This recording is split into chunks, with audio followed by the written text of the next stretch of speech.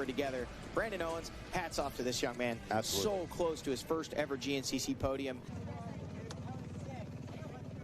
To get the whole shot, lead this thing wire to wire, get a win like this with the seat time that I got, dude, I'm on cloud 9. So I know from here, more and more seat time I get back home, get the weather good.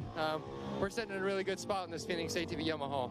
I'm amped. Second coming out of here. Last year I was out of the top 20, so this is a heck of a lot better start than last year. It was good. I mean, Brandon and I were close that whole last lap, and it was nice to race with him. You know, we got close a couple times, but you know, you never had to worry about the guy taking you out, which was nice. Yeah, track was good. I mean, it was, for Big Buck, it's been sick. I think GNCC track crew, they killed it. I mean, weather couldn't have been better today. It was good though. You know, we felt good. Yeah, it's good. It's a good start to the year. You know, last year I missed the podium here by 0.5 seconds, and I wasn't going to miss it again this year by that. And yeah, good way to spend my birthday.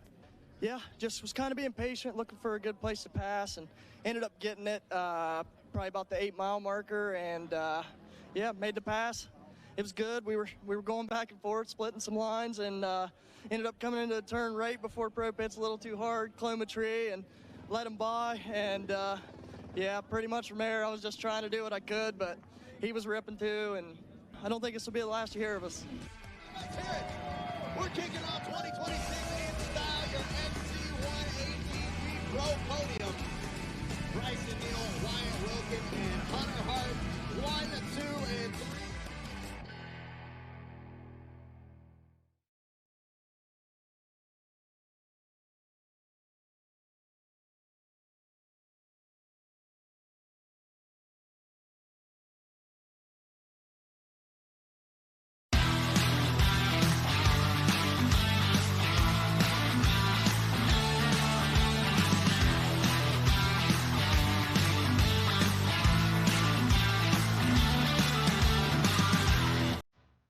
The Progressive Grand National Cross Country Series and AMA National Championship returns to Palatka, Florida for the 2026 Moose Racing Wild Boar GNCC.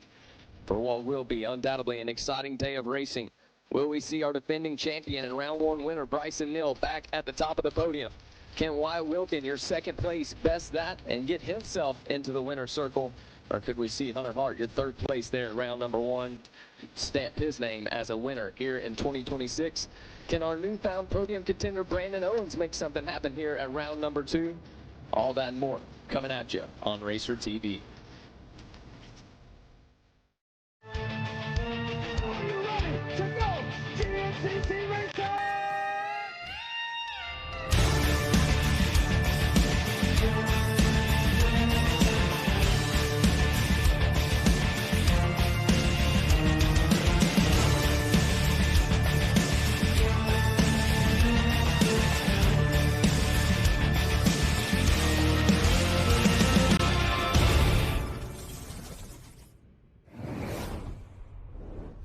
Hello everyone and welcome to round 2, the Moose Racing Wild Boar GNCC. We're here in Palatka, Florida, in the sands of Florida. And Johnny, it's going to be a good weekend. Yeah, you know, it's shaping up to be a great racing weekend. The weather is on our side for the moment. We'll see if that maintains throughout the rest of the day. But coming off some hot action just 2 weeks ago in Union, South Carolina for the Big Buck GNCC. Obviously, wonderful racing conditions on Saturday, and we were treated to a battle really right from the rip. Bryson Neal just kind of taking control of the 2026 season, coming out swinging, not only grabbing the win, but basically leading wire to wire, quick off the trigger, right off the start, leading the way, and you know, really showed why he is a multi-time champion coming in and looking like he's very strong here coming into 2026. And speaking of Bryson Neal, Johnny, we were actually able to catch up with him just a little while ago. This place is tough. This is our most physical race of the whole entire year. Basically, all the off-season training, everything that you do is for this race. If it wasn't for this race, you wouldn't. I don't think you'd have to work as hard. You wouldn't have to put in as much riding, as much seat time to prepare for anything else. But this one, it separates the men from the boys, and it's gnarly. It's I call it the torture chamber.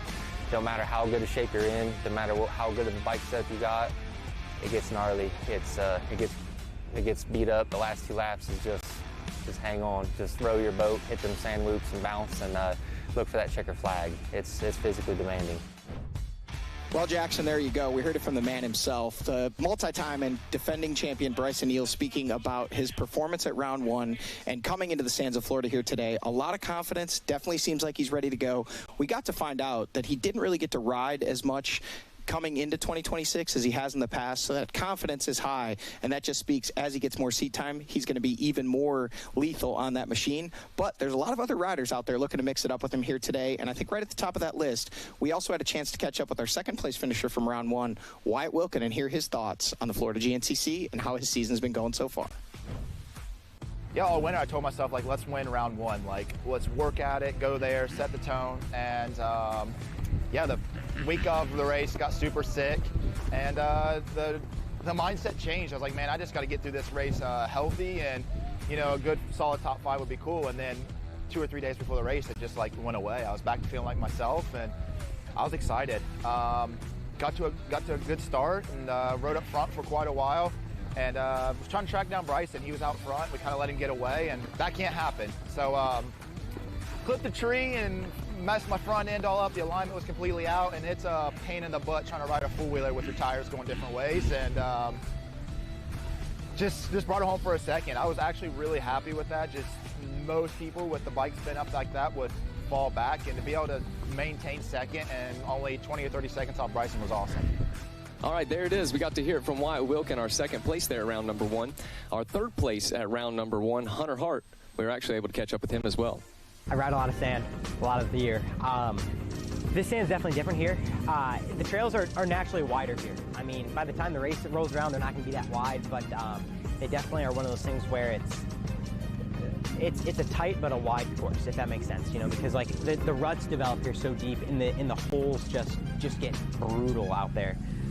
It's one of those things where you've got to know how to weather storms here as well, because I mean it's gonna come. You know, we've had some gnarly last lap battles here too, and we were able to come out on top of those as well. So I'm happy with where we're at right now, and most importantly, I think that it's gonna be one of those things where like you just gotta be smart. You know, like I don't have to overthink it. You know, just don't overcomplicate it. You know, I mean I've ridden sand since November, practically, you know, minus 1 or 2 days here when I went up and did a local in some dirt. But other than that, dude, I've been here pretty religiously. You know, like I'll come down here throughout the year as well, just drive, like just enjoy riding my ATV and stuff like that. All right, well, there we heard the Sandman himself, Hunter Hart, with his thoughts coming into today. Obviously, we know Hunter always strong here in the sands of Florida, expecting a big performance out of him today after a strong opening round. And, you know, there's so many other riders. We can't forget to talk about, you know, we had riders like Josh Merritt, your number 3 from last year. Obviously, a disappointing round 1 for him. John Galata Jr., a strong performance. And the kid, Brandon Owens, battling Hunter Hart right down to the finish line at Big Buck, almost getting his first ever podium. So we'll definitely keep an eye on him today. But it's not just our XC1 action that's heating up out there on track. We've also got our XC2 riders. They put on a heck of a show at round 1 with Braxton Gross taking the win, another rider we know who'll be very strong here in the stands of Florida. And when it comes right down to it, that XC2 class is full of young riders ready to do battle, and we're expecting big things out of a lot of them today here, Jackson. Yeah, no doubt about it. And we saw some big things at round number 1, with first and second place being 9th and 10th on the overall charts, and that wasn't because that was the end of the XC1 row. They were able to get up to that XC1 class, and so the XC2 class, no doubt, coming to battle. Yeah, absolutely. In second place at round 2 was Lane McCormick, fresh out of retirement, a rider that made some waves here in GNCC years ago, coming back after getting himself a big boy job, coming back saying, hey, I'm not done yet. I want to, you know, really show what I'm capable of, and he did a heck of a job there. And then rounding out that XC2 podium at round 1 was Jeremiah Wolf. There'll be that and so many other riders out there in that XC2 class doing battle here today. And we'll get to see just what it looks like out there that they're going to be battling here. We had our man Zach Heron catch up with Jared Bolton for a Yamaha Racing track description. All right, thanks, guys. Now, Jared, we know round 2 down here in Florida is one of the most physically demanding tracks that we have almost all season long. What's in store for the riders this year, specifically in 2026? Well, specifically this year, they're in store for 17 whoops within the first, couple hundred yards. You scared me there for a second. Yeah, exactly. Honestly, you're right. This is the most physically demanding course of the year. It's going to be the first time it's been warm. So, these guys come down here and ride. They train. They're kind of used to it already. But it's still a lot different when you go racing. What we did do this year is we made the course a little bit longer. The bikes are up over 14 miles, the quads are over 12, so that little bit of extra length is going to spread everybody out, and what that does is actually kind of helps make things a little bit less rough as the weekend wears on. But again, big, fun, flowy course, really fast in places, and then there's a little bit of single track out there to tighten things up as well. But again, it's all about the brutal sand whoops here. There we go. Going to be as rough as ever. A little bit longer of a course this season, but the racing going to be as close as ever. Back to you guys.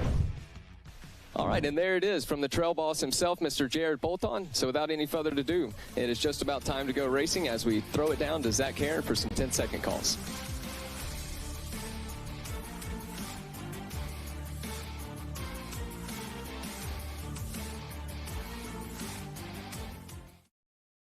Everywhere but the seat. The seat is leather. Alan, we get it. You love your bike. We do too. That's why we're America's #1 motorcycle insurer. But do you have to wedge it into everything? What? Don't do that.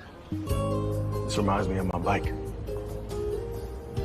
The wolf was about the size of my new motorcycle. Have you seen it, by the way? Happy birthday, Grandma! Really? Look how the brushstrokes follow the line of the gas tank. Hey! Hey! Brought my +1. Jamie.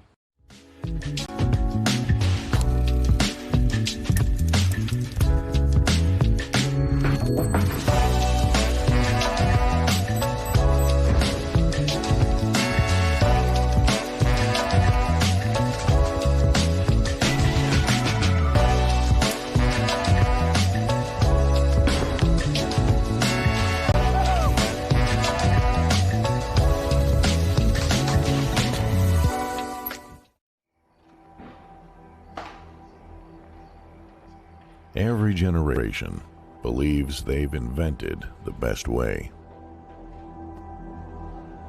With age comes wisdom. We've come to realize that every piece of knowledge is learned, passed down from those generous and patient enough to teach.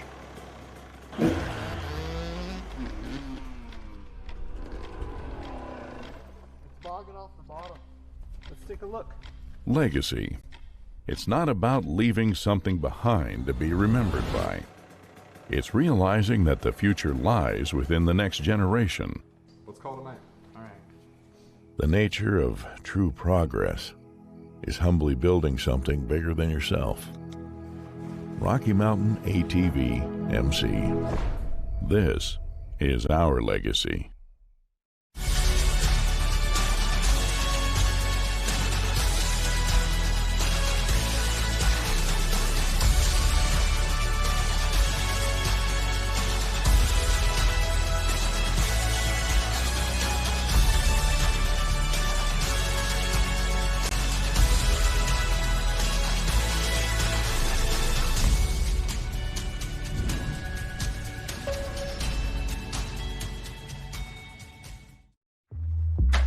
Whatever you drive, however you drive. AMSOIL specially engineers lubricants to maximize power, performance, and protection in your vehicles, so you can work hard and play hard with confidence.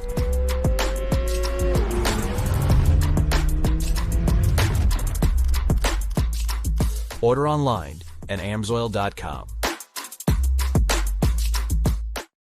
Unleash aggression, reliability, and premium quality with Kenda tires, delivering exceptional performance on all types of vehicles: automotive, ATVs, UTVs, motorcycles, bicycles, trailers, lawn and garden, and even golf. Trust Kenda tires to guide you on your next adventure. Kenda, designed for your journey. Progressive GNCC Racing is brought to you by Progressive. Progressive could save you hundreds of dollars on your automobile and motorcycle insurance. Specialized E-Turbo bicycles. It's you, only faster. RockyMountainATVMC.com. Get ready. National Cross Country Racing Series. The Wild Boar GNCC, one of the most physically demanding rounds on the circuit. All that time in the off season, it's preparation for conditions just like this. Mother Nature, of course, had to stop by and say hello, got the rain out of the way, and she has left us with a fantastic racetrack. As some of the best riders in the world get ready to do battle for 2 hours. We're going to get ready to introduce your starting lineup, the XC1 Pro class in accordance to points. Starting off the show in points, he's out of Walker, West Virginia on the Sturtevant Racing, Maxxis and Moose Racing backed Yamaha. It's the number 15 of Brandon Owens. Rounding out your top 5 in points with some solid momentum to start off the season. He's on that Phoenix Racing Yamaha Action Off-Road and Pierce Performance back Yamaha. He's out of Waxhaw, North Carolina. Put your hands together for the 712 of John Glotta Jr. with a Glotta style right there. Look at that. That's 12 o'clock. I'm saying it. Sitting 6th in points, he comes out of Elk Ridge, Maryland on the BNR Motorsports. Kinda and Fearless backed Yamaha on the number 908. Let's hear it for Stephen Harrell. Sitting 7th in points and the big 007 on the machine. He's out of Acme, Pennsylvania on the Action Off-Road Maxxis and Lone Star Racing Yamaha. Making headlights great again. Put your hands together for Jay Shadron. Sitting in the number 8 position. He's on that Merit Racing, BNR Motorsports, and GBC Tires back Yamaha out of Akron, Ohio with a wave to the fans. Let's hear it for the number 3 of Josh Merritt. Making our way to the number 9 position and 9 on the ATV. He's out of Sunbury, Pennsylvania on the Action Off-Road and Amsoil CB Racing back Yamaha. It's none other than Chris Borick.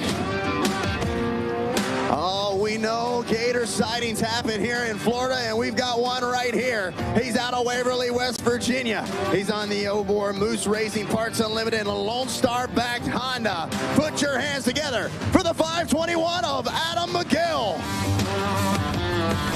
And rounding out your XC1 Pro field out of Salisbury, North Carolina on the Phoenix Racing Yamaha, the 171 of Grayson Eller, and that is your XC1 Pro starting lineup. As now our attention turns to turn number 1, Ricky Towery getting things put together, as is the man, the myth, DJ Judd. Our XC1 riders take their position on the start row, which means it's time to give them the cue. The Yamaha R-Max 1000 is cranked up. Let's hear it. DJ Judd, remove the meat.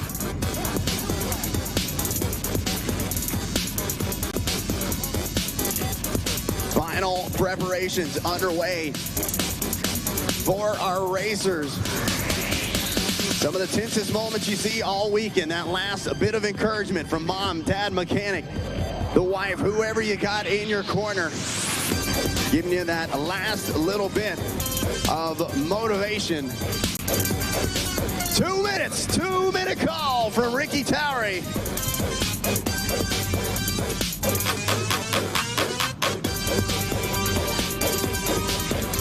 Making those last second adjustments, we see.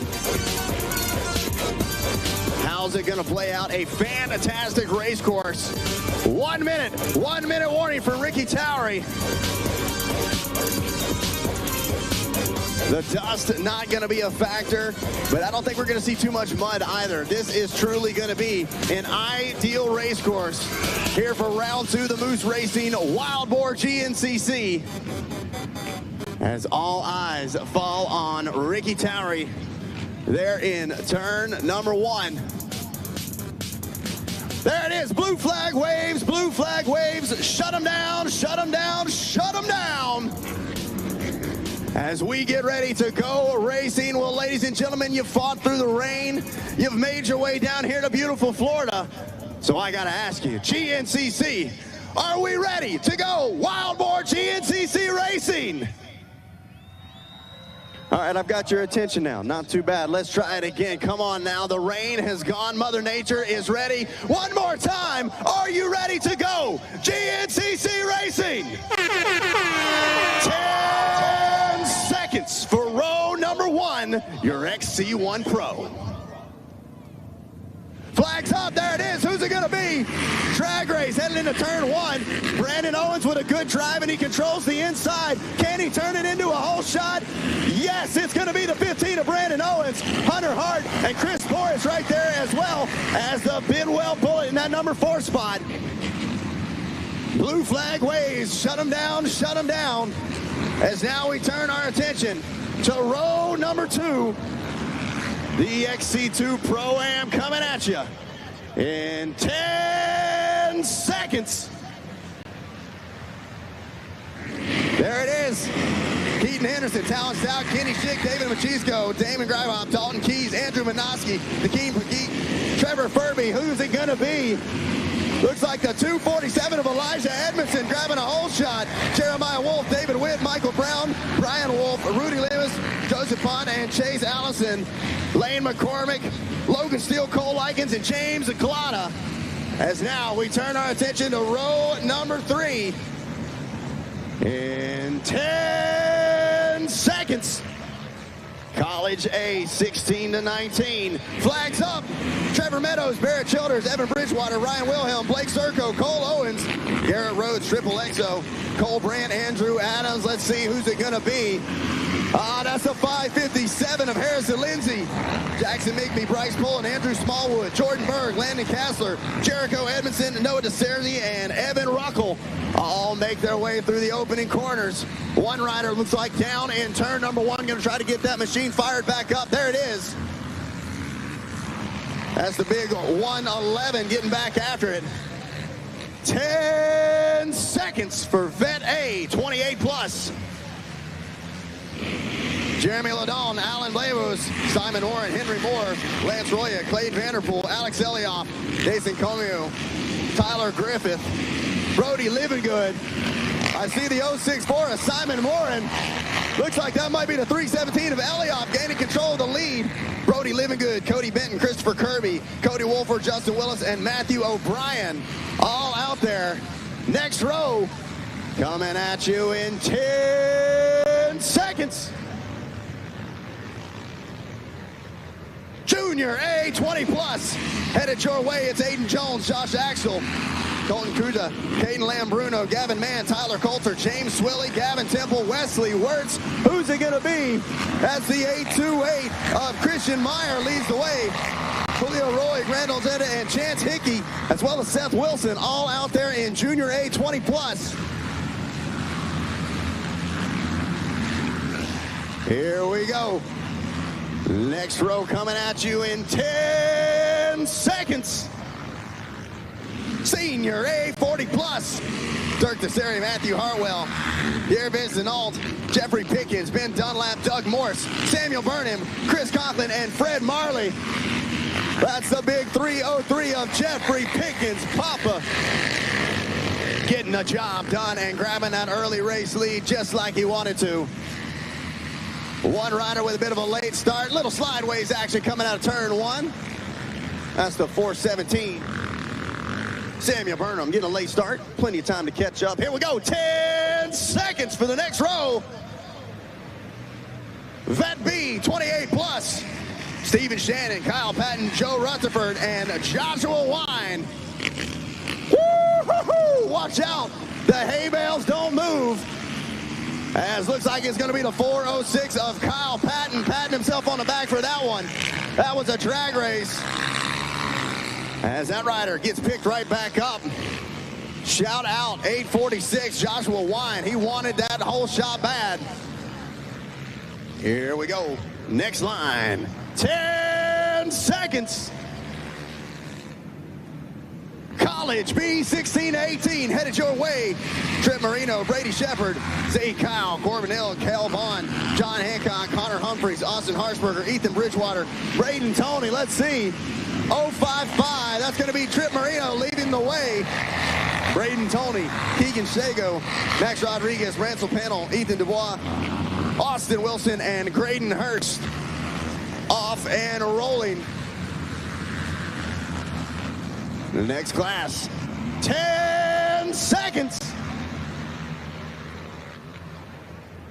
There it is, Junior B, 19 plus. Tristan Howe, Cooper Kessler, Anthony Granger, Cedric Hamill, Ryan Beebe, Alexander Rodriguez, Scott Lewis, Adam Saville, Chandler Hale. Let's see. Looked like maybe the 400, possibly of Beebe leading the way. Chandler Hale, Dylan Bothwell round out the field. As the attention turns back to Ricky Towery, here we go. 10 seconds. Senior B, 40 plus. Up and rolling, Aaron Delancey, Joshua Howe, Nicholas Ringer, Ricky Lewis, Joe DeHart, Steven Charbonneau, Robert Perry, Craig Schultz, and Steve Keegans. Let's see. That's going to be the 3.57 of Ricky Lewis leading the way. And look at that, he let him in, but got caught up there in turn 2. So, man, talk about the penthouse to the outhouse in turn 1 to turn 2, but he's fired back up, and that is a clean and clear start here from the Moose Racing Wild Boar GNCC. We're going to get a quick commercial break, and when we come back, we'll have the rest of the racing action for you live right here on Racer TV.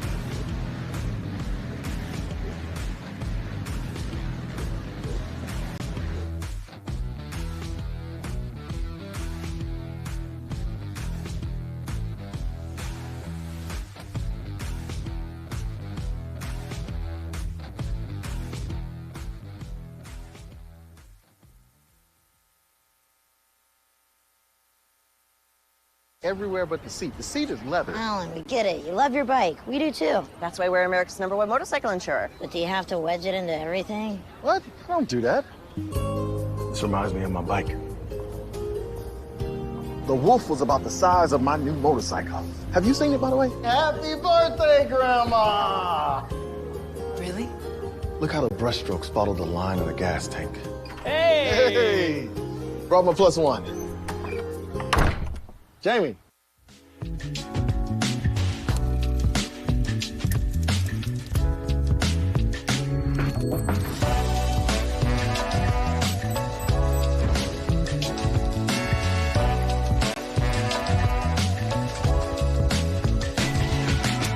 Hello, hello.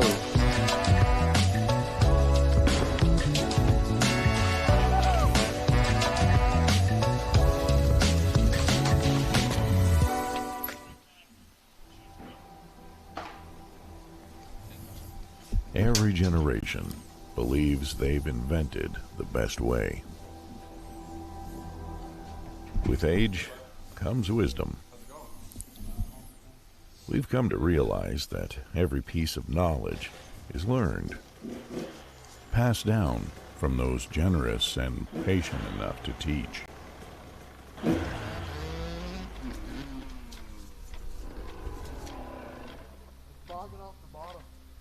Take a look.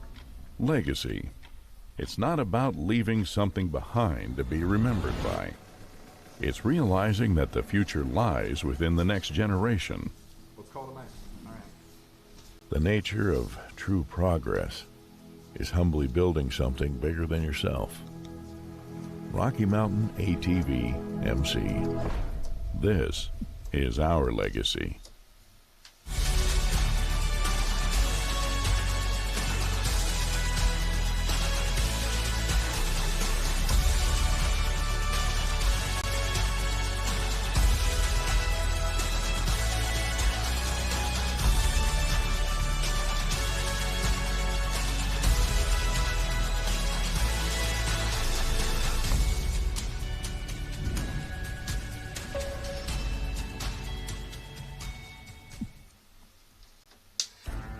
Progressive GNCC Racing is brought to you by Progressive. Progressive could save you hundreds of dollars on your automobile and motorcycle insurance. Specialized e-turbo bicycles. It's you, only faster. RockyMountainATVMC.com. Get ready. Truck. Hello, everyone, and welcome back to the 2026 Moose Racing Wild Boar GNCC here at the beautiful Hogwaller facility in Palatka, Florida. My name is Jackson Burrell. I'm alongside Johnny Gallagher and what soon will be Zach Heron to bring you today's coverage. Johnny, how you doing today? Man, it's a great day for some racing action here, Jackson. It's already got started off quite strong. We've got to see the rain roll in last night, made for some perfect track conditions, and we got underway with our starts already. And man, it's been a battle right from the rip. Everybody wanted to get out front in what we know is going to be a very, very rough track. We see here the Phoenix Racing Yamaha Bryson Neal getting prepped and ready to go for trying to back up that win from round one, but quick off the line. Look at this, shooting around the inside. It's the 246 of Brandon Owens. Possibly his first ever XC1 start. You can see Hunter Hart up the inside and Chris Boar, former 6-time champion, into the number 3 spot. And then Bryson Neal making moves right away, wanting to get himself into position. You can see things starting to jam up, showing just the intensity level here early in this one, Jackson. Yeah, no doubt about it. Going to move now to our XC2 Pro Am start.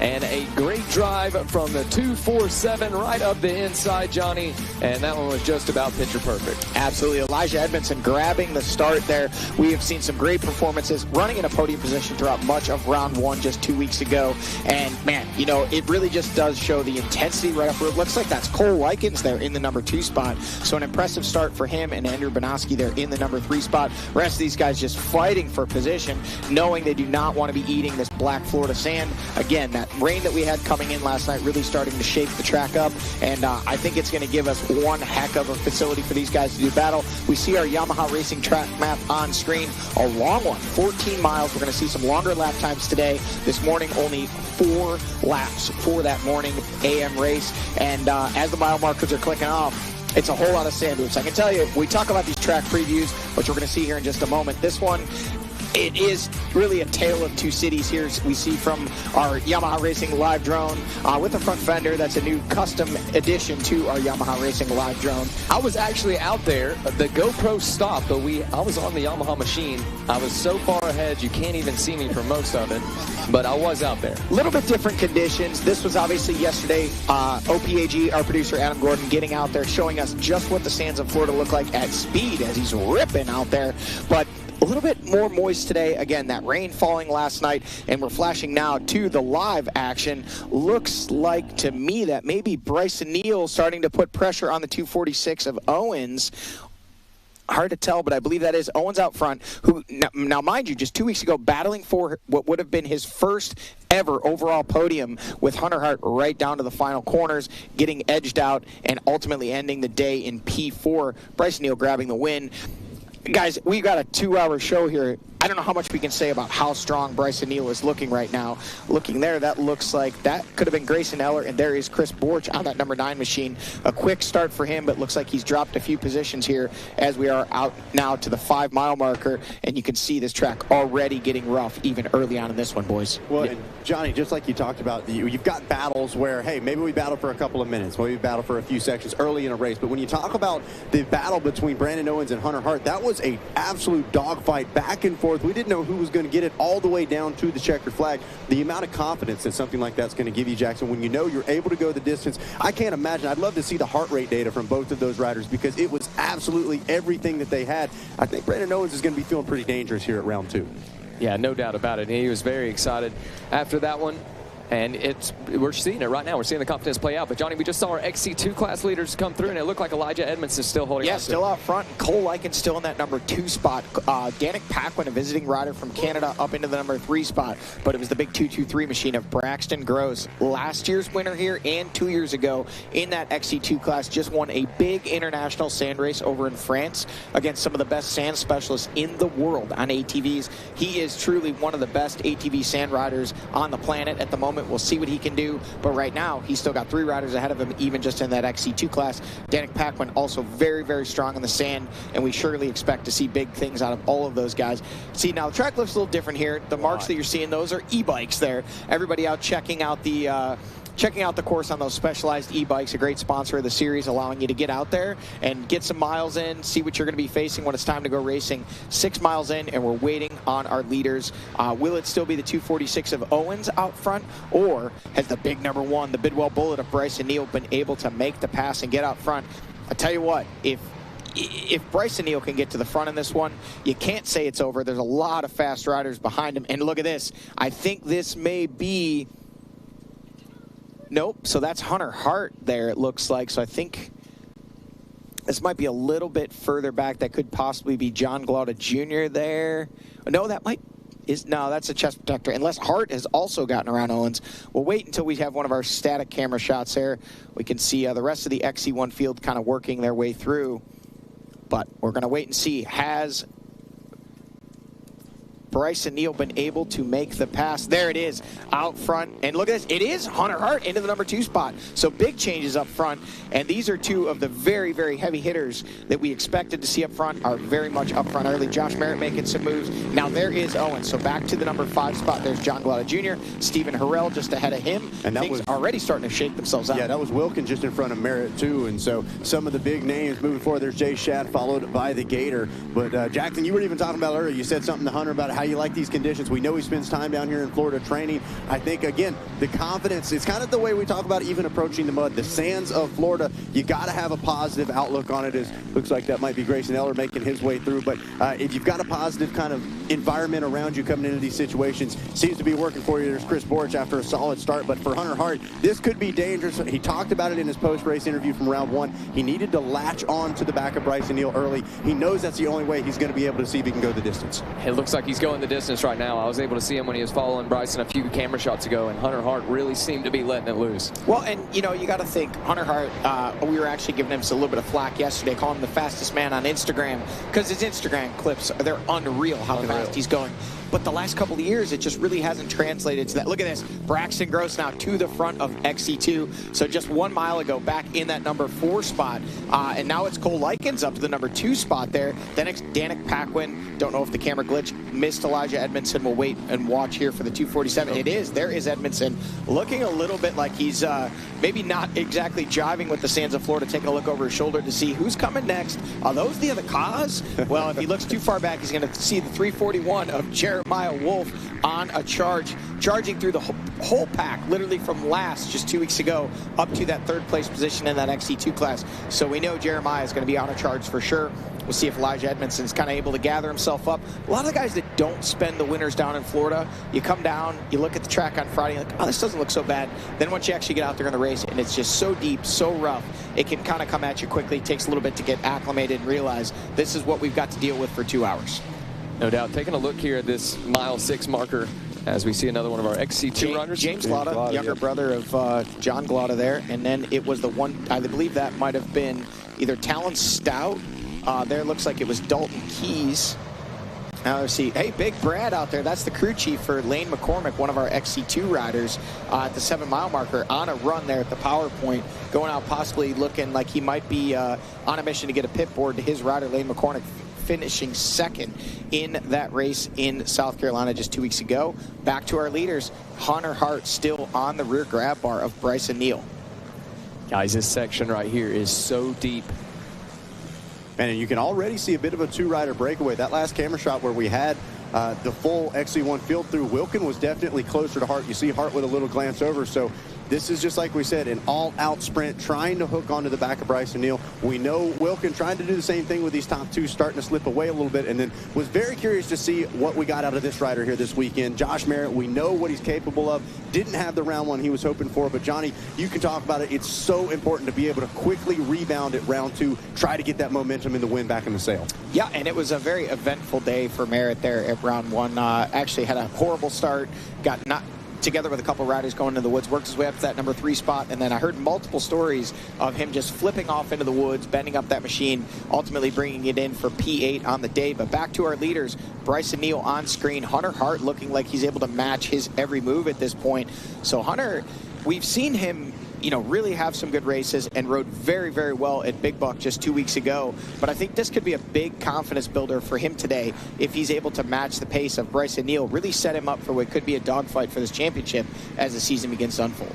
And by no means do we ever even question what kind of fitness Bryson Neal's in, but he did talk a lot about the lack of riding time coming into the season. Something like a Palatka, Florida situation, the sand, it really kind of brings those insecurities to light, Johnny. And we talked about it, whether Hunter Hart's been putting in the time. We know, we've seen the clips. Like you said, he looks so comfortable on the machine in those clips. You got to think it's able to translate. And right now, looks like he's being able to maintain this pace. We don't know exactly what the effort level they're putting out is, but got to wonder how long Hunter's going to be able to stock a little bit, and whether Bryson may even potentially make a mistake here or there, allow Hunter to put in a wheel. We know Hunter's just looking for an opportunity to attack. Yeah, you know, and I think Bryson Neal, he's such a smart racer, and he's really developed into an even smarter racer since he started winning these championships 4 years ago. And we don't often see him make those big mistakes. We don't see him kind of show all his cards early. The only time we really see a full sprint out of Bryson Neal early in a race anymore, it seems like, is when he gets a bad start and he has to come through the pack. When he gets to the front, he kind of gauges the guys that are behind him and figures out, hey, do I have some guys behind me that maybe aren't going to be able to run the pace and I can break away? He'll do that. But on a day like today, I can't imagine that he doesn't think Hunter Hart is going to go with him if he really puts the hammer down. So I think what we might be seeing is kind of a calculated sprint out of Bryson, not a full-out last lap, everything you got kind of, but more of a, let's see if we can ratchet the pace up a little bit, shake some of these other guys loose, and then get away. So maybe make it a two-horse race instead of the full pack here, just wheel to wheel, battling it out like we've seen so many times on Saturday here in these GNCC races. So Bryson Neal continuing to lead. Can see some fans lining the course there, and Hunter Hart giving chase. I mean, to me at this point, boys, this looks like, it looks like they've kind of got each other figured out. They both know, obviously Hunter knows it's Bryson in front of him, and Bryson knowing it's Hunter behind him. I think they're just kind of testing the waters, feeling each other out, and seeing how this 2-hour race is going to shape up. Yeah, Johnny, and that's the telltale sign of some veterans, especially what you're talking about with Bryson pacing off of him there. That is definitely a multi-time champion's racecraft. The thing about Hunter, so unpredictable, you know, we might see him just throw caution to the wind and really put Bryson under a full attack, which we have not seen in a while. Look at this, Bryson going wide, Hunter really now getting close to Bryson Neal there, and this is the battle through the 11-mile marker. They'll run this big section, which is kind of the mud bog for the big events here at Hogwaller, and if they stay this close together, we might get to see a lock-in with a tail gunner. Bryson Neal out front doing that, you know, very, very famous lock-in at this point. Oh, Hunter Hart with another line. That one didn't exactly pan out just yet, but you can see a split line section there, and coming out about the same, maybe Bryson Neal advantage a quad length or two. Well, and hypothetically speaking, let's say that both Hart and Neal are 80% or so right now. That might be a strategic thing from Hunter Hart, taking the opportunity. He's got Bryson in his sights. He knows he's kind of reeling him in back and forth. Maybe explore a little bit of lines where when an opportunity presents itself, hey, I can try this out. Might be scratching that one off, saying it didn't work, but also we talk about how much this track adapts throughout the entire race. What could be a bad line here at lap 1 could be the line by the end of the race. Absolutely, and the track is just going to continue to get deeper and rougher. There we see Wilkin in the number 3 spot, Merritt in 4th, Harrell 5th, and John Glauda Jr. rounding out your top 6 on screen. Then it's Jay Shadron, the number 7 in 7th spot, followed by the Gator Adam McGill, and then Brandon Owens leading this one early with the whole shot, and back there just inside the top 10.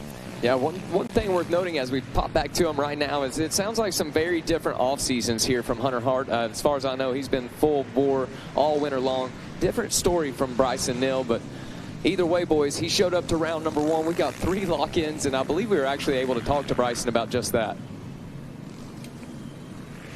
The lock-in, man, it's crazy because I didn't know I was really doing it until the guys started pointing it out. But it's just like, I'm just in that moment and I'm just banging that gear. It's just clicking that gear and I just bang it and just getting into it. And last weekend, no one really knows, but I did it 3 times because I actually missed a shift.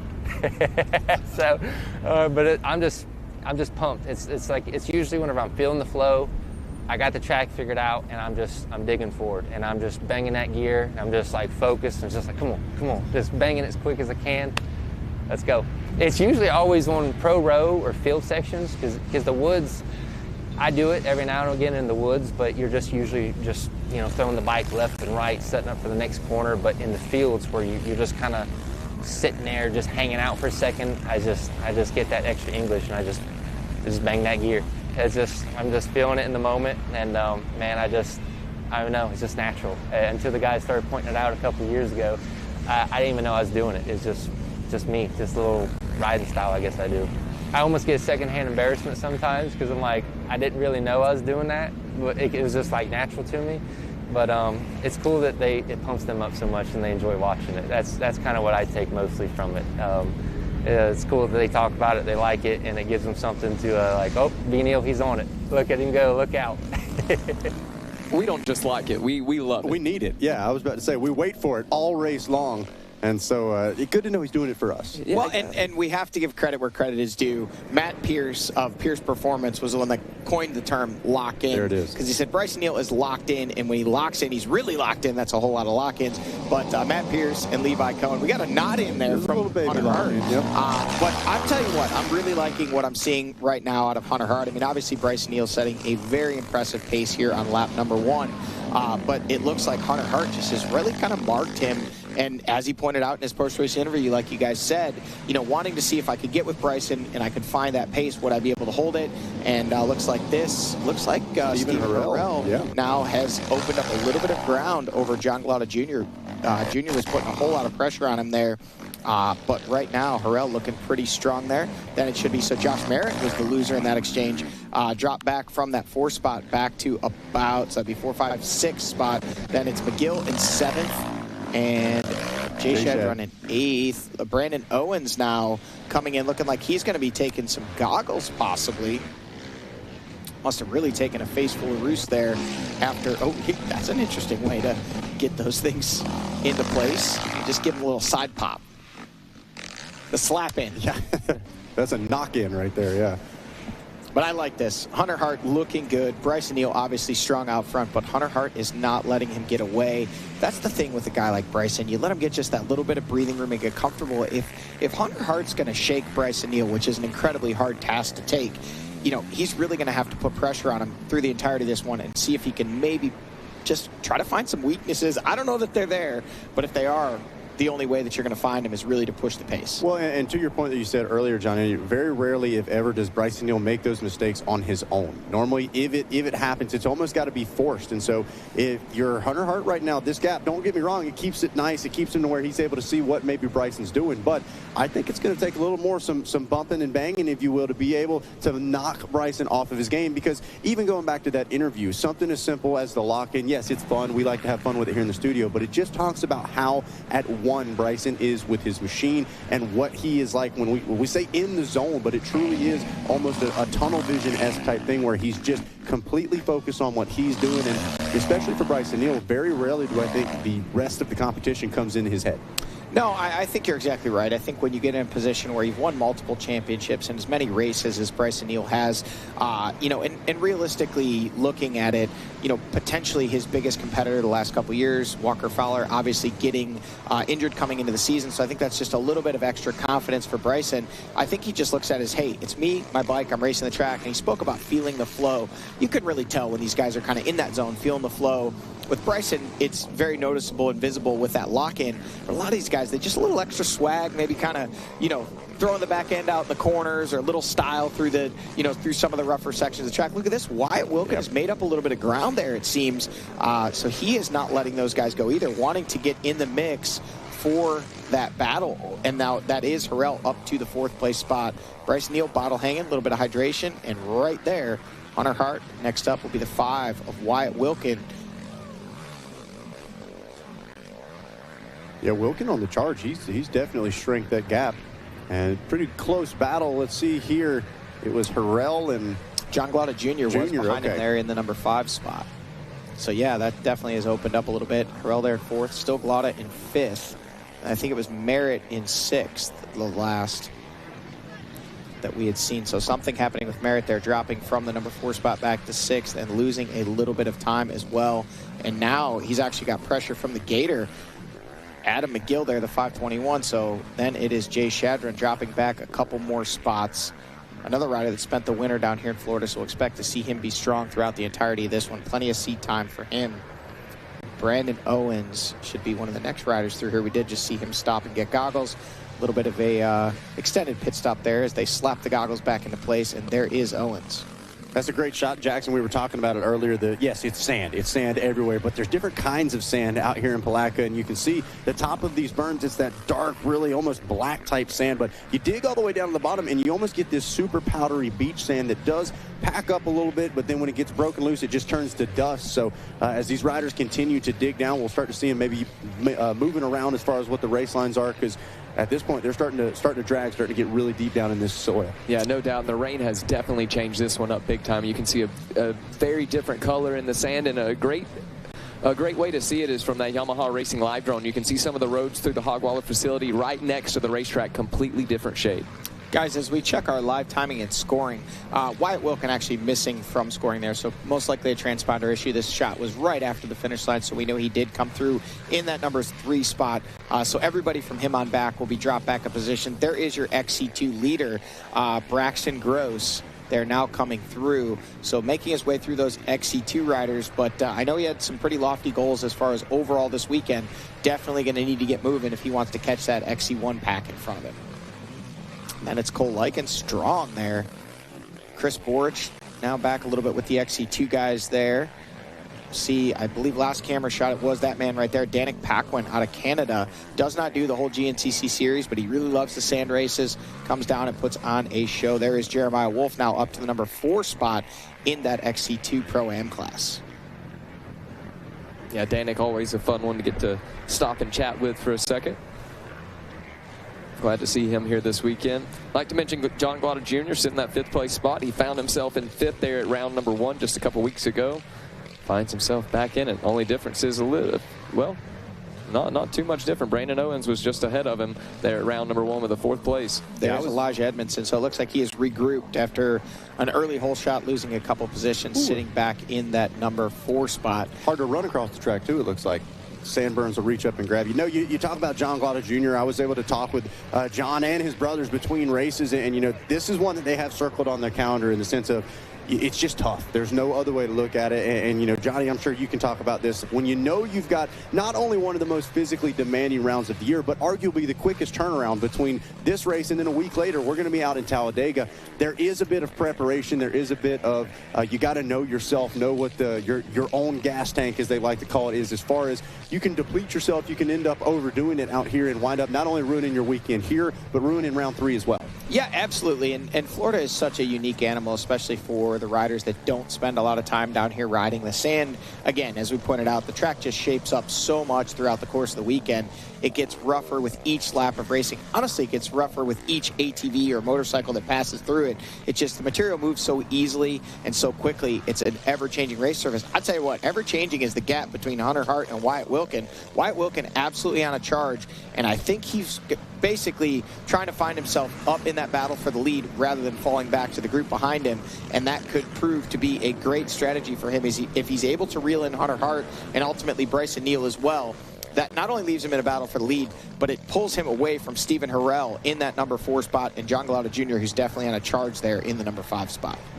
And Johnny, you were mentioning just how much this track will shape up. I have to feel like that's part of why we're running such a long course here today, to try to get as least laps as possible on this course. Yeah, it gets rougher every lap, and the longer you make the track, obviously, the better it holds up. You can see Adam McGill with a fist pump there, and then Jay Shadron on the number 7 machine, looking like he's back on a charge. I don't think we saw Josh Merritt through there, so potentially further problems for the number 3 of Merritt, and there he is dropping back another 2 spots from our last camera shot. So was up into the number 6 spot, now back in 8th. Where he finished round 1. You can see the running order on screen there to the left of screen. Again, missing Wyatt Wilkin from the running order there, but that means our top XC2 rider, Braxton Gross, on that 223 machine is actually running 11th overall, and then a whole bunch of green there with Chris Borich mixed in, and then a whole bunch more green. Look at this. Shout out to the number 557. No, that's not Caleb Russell. That's Harrison Lindsay, our top overall amateur 2 weeks ago at Big Buck. Is in the number 19 spot overall and looking strong to start this race here today, folks. Fired up inside the top 20 for sure.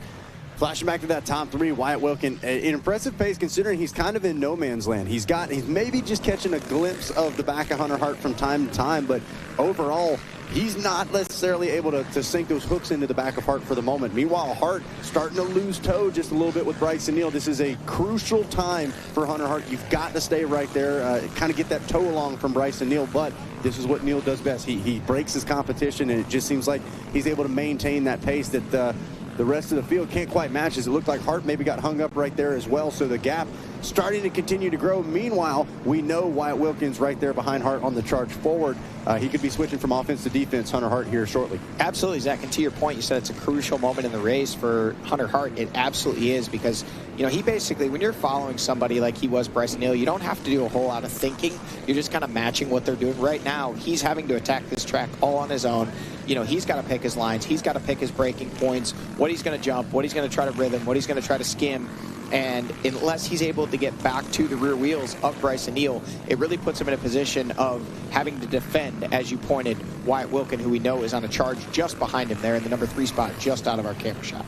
And another thing that we heard a couple of our riders talking about on some of the amateur podiums was just the roost itself down here as we watch the Gator make his way through, getting sprayed with sand. It's not quite the clumps of clay that we see at some of our other rounds. It truly is just a spray of sand. It'll sneak through your goggles from time to time, and it kind of gets in the back of your throat from time to time too. I know one rider saying they got 3rd place in their class, but they felt like they would have been able to do better, but they started dry heaving. They started coughing up that sand because it almost got painted on the back of their throat. So little things like that. Obviously, we saw at our last round on bike day, Caleb Russell having issues with the eye. These things, as far as protecting the face, protecting the eye, is going to be just as crucial as ever here in the sand. Absolutely. And this roost, when it has moisture in it, like it does here today because of the rain, it becomes very heavy.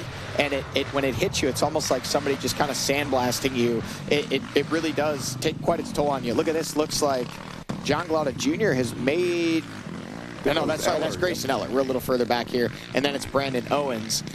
So Owens back on a charge, trying to get back to the rear wheels of Eller after that very, very strong start there, grabbing the whole shot at the beginning of the race here just a few moments ago.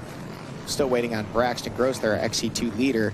And now back to the front. Bryson Neal out front, still continuing to possibly stretch that gap out a little bit further over Hunter Hart. He really looks like he's now found that flow, found that rhythm. And folks, I think we might have a lock-in pending here. No doubt.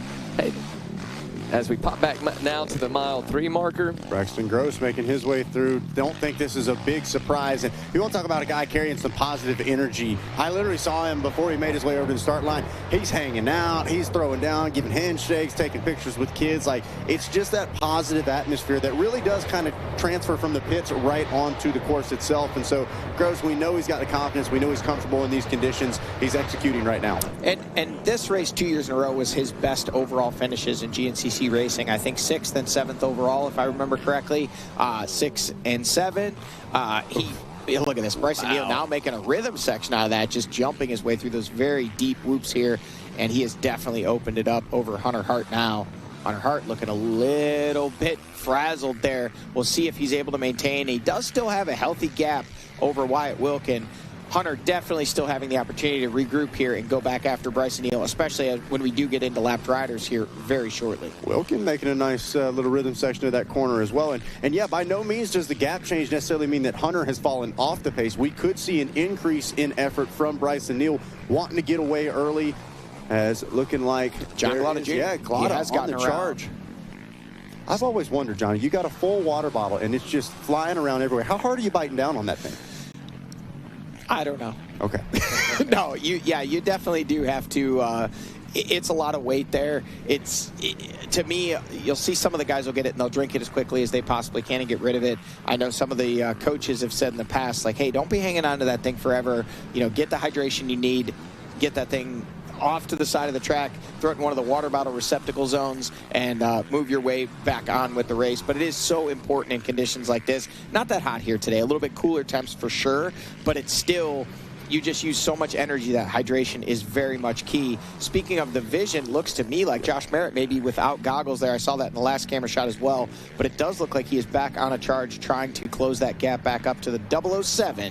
No, that's not James Bond, but it's Jay Shadron.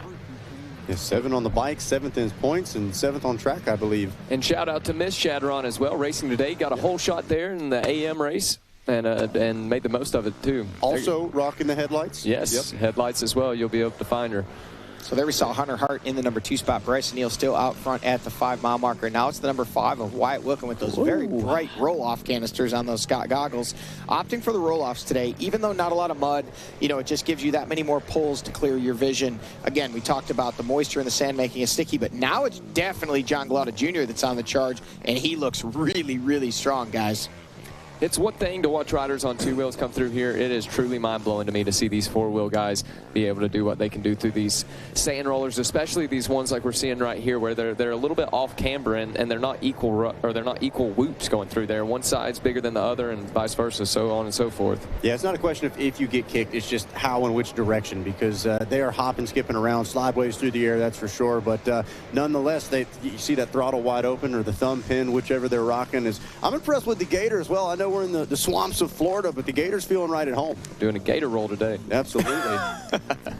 There we see Jay Shadron there, actually in the number 8 spot, showing 7th on screen. But again, if you're watching from home, Wyatt Wilkin in the number 3 spot is not showing live scoring. There is Josh Merritt. No goggles. Yep, Merritt back there in the number 9 spot behind Jay Shadron. No goggles, so he's going to need to get some fresh goggles when he comes in. Likely we'll see some pit stops as we look. We're at about 40 minutes of racing now.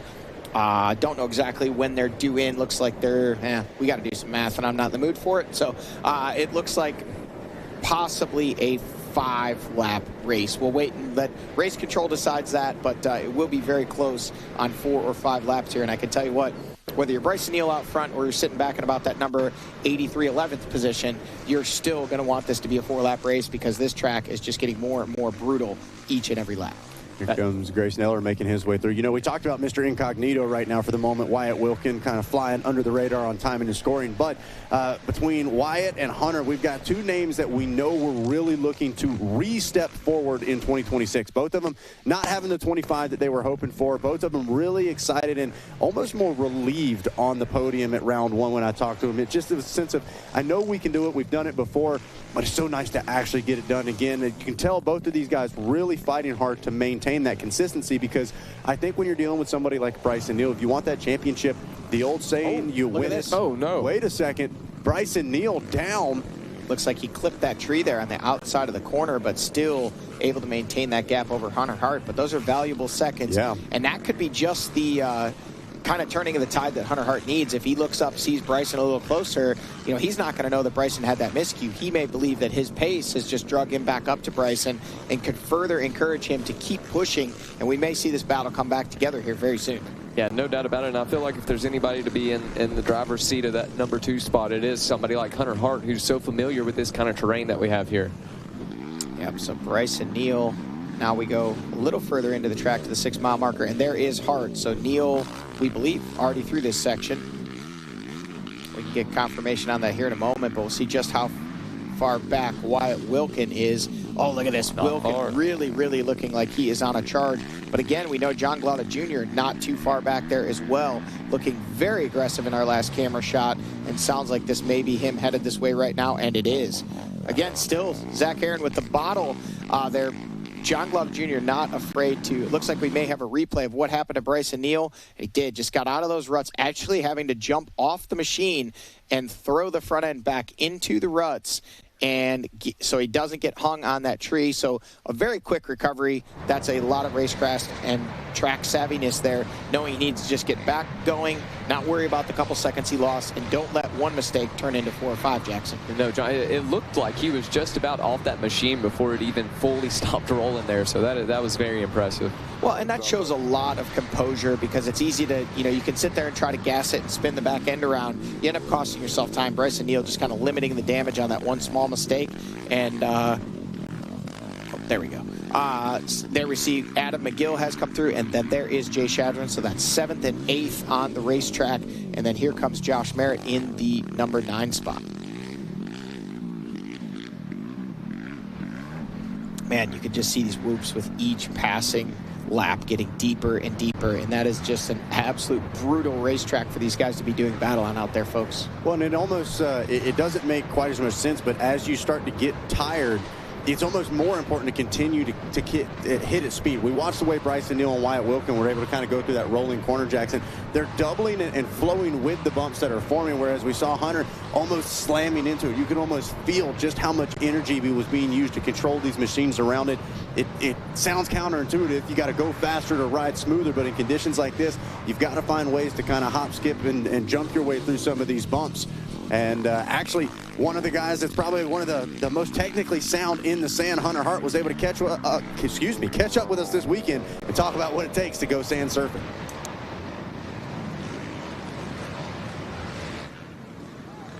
I ride a lot of sand a lot of the year. This sand's definitely different here. The trails are naturally wider here. I mean, by the time the race rolls around, they're not going to be that wide, but they definitely are one of those things where it's a tight but a wide course, if that makes sense, you know, because like the ruts develop here so deep, and the holes just get brutal out there. It's one of those things where you've got to know how to weather storms here as well, because I mean it's gonna come. You know, we've had some gnarly last lap battles here too, and we were able to come out on top of those as well. So I'm happy with where we're at right now, and most importantly, I think that it's gonna be one of those things where like. You just gotta be smart, you know. Like I don't have to overthink it, you know.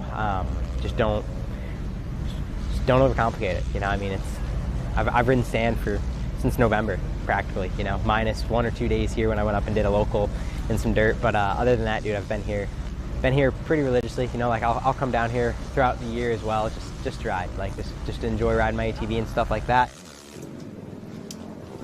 All right, well, there you have it. Hunter Hart himself talking about the amount of time he spends in sand and how, you know, you really just have to run it, kind of let it fly, and he's been doing a good job of that, but right now not quite able to match the pace of Bryson Neal.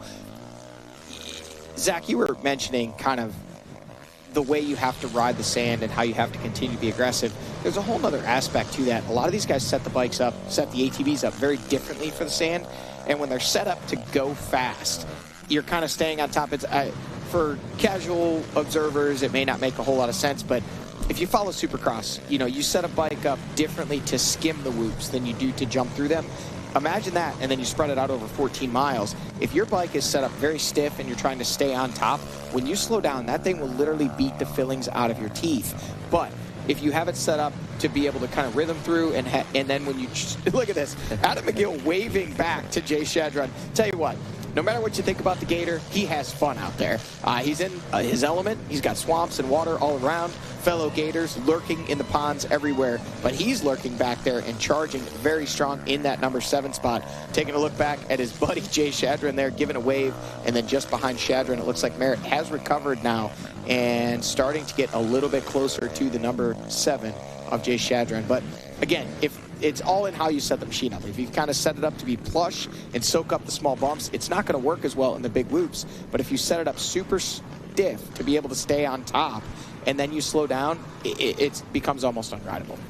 Yeah, I've been saying it. This is the type of course here at Wild Boar that everything is out to get you, from the sand, from the rollers, to the palmetto roots, to the vines that are hanging down in some of these corners, to the gators that could possibly be out there. Everything is out to get you, so these guys got to be on high alert. One thing I want to clarify, it's not gators that could possibly be out there. We're in Florida. There's gators. There's water, yeah. There's gators. They won't come bother you if you're out walking the track, but they are never far away. Their eyes are. What do you mean? Adam bothered me earlier today. Not that gator. The four-legged kind. With the long tails. Adam has a short tail.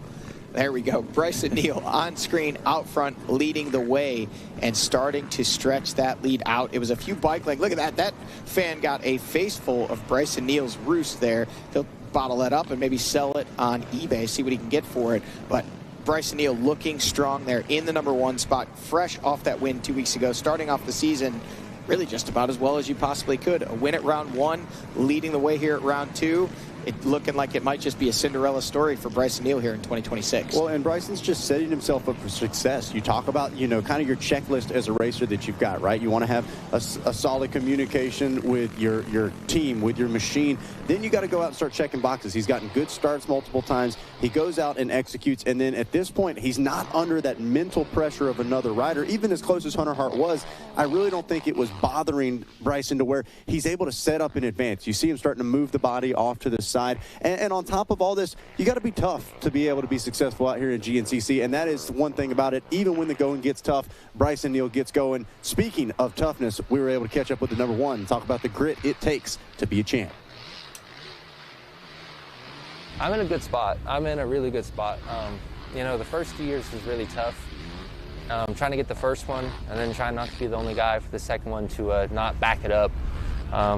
Third one, I felt like I struggled just a little bit, and the fourth one at the beginning of the year, but I don't know what happened, except that whenever I had my daughter, it's like a mind shift just changed. It's like I'm handling stress, I'm handling adversity, little pet peeve things, little things that used to annoy me, get to me. It's like, I don't know, man. I feel like I've reached another chapter in my life where I'm just handling everything at a better rate. I'm just processing, taking everything in stride, not getting too stressed. I'm just enjoying every moment, enjoying life, and I'm in a really good spot right now. I'm having fun, got a good program, enjoying my time with all my family, all my friends, all my team around me, got a great group, and yeah, man, I'm having a really good spot. I'm having fun.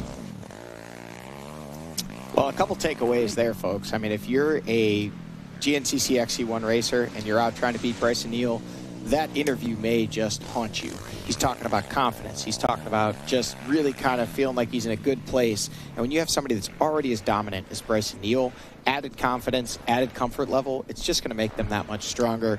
And hats off to him. I mean, he's managed so much, obviously adding, a baby to the mix, having his little girl last year, and then to be able to come out and just continue winning and really kind of as if nothing changes, which in reality we know, there's so many changes that you go through in life, but for the last 4 years, this guy's just been on top of the world and doesn't look like he's looking to step down anytime soon. Well, and I know even just since Jackson and myself's time joining GNCC, just the maturity that you and Mikey have talked about from Bryson over the years. We've heard of a Bryson that was rather emotional. He really get kind of caught up in things, and over time we've seen him take penalties, we've seen him take crashes, mechanicals with absolute grace. And when you've got that kind of calm confidence where you don't let those things phase you near as much, it just makes you so much harder to rattle. And like you said, it's going to take something big to be able to take Bryson Neal off his game, as we saw the Gator and J-Shad fighting, and now Josh Merritt is right to the rear wheel. Still looking like he didn't have any goggles, though, so he's going to be ducking, trying to avoid the spray, but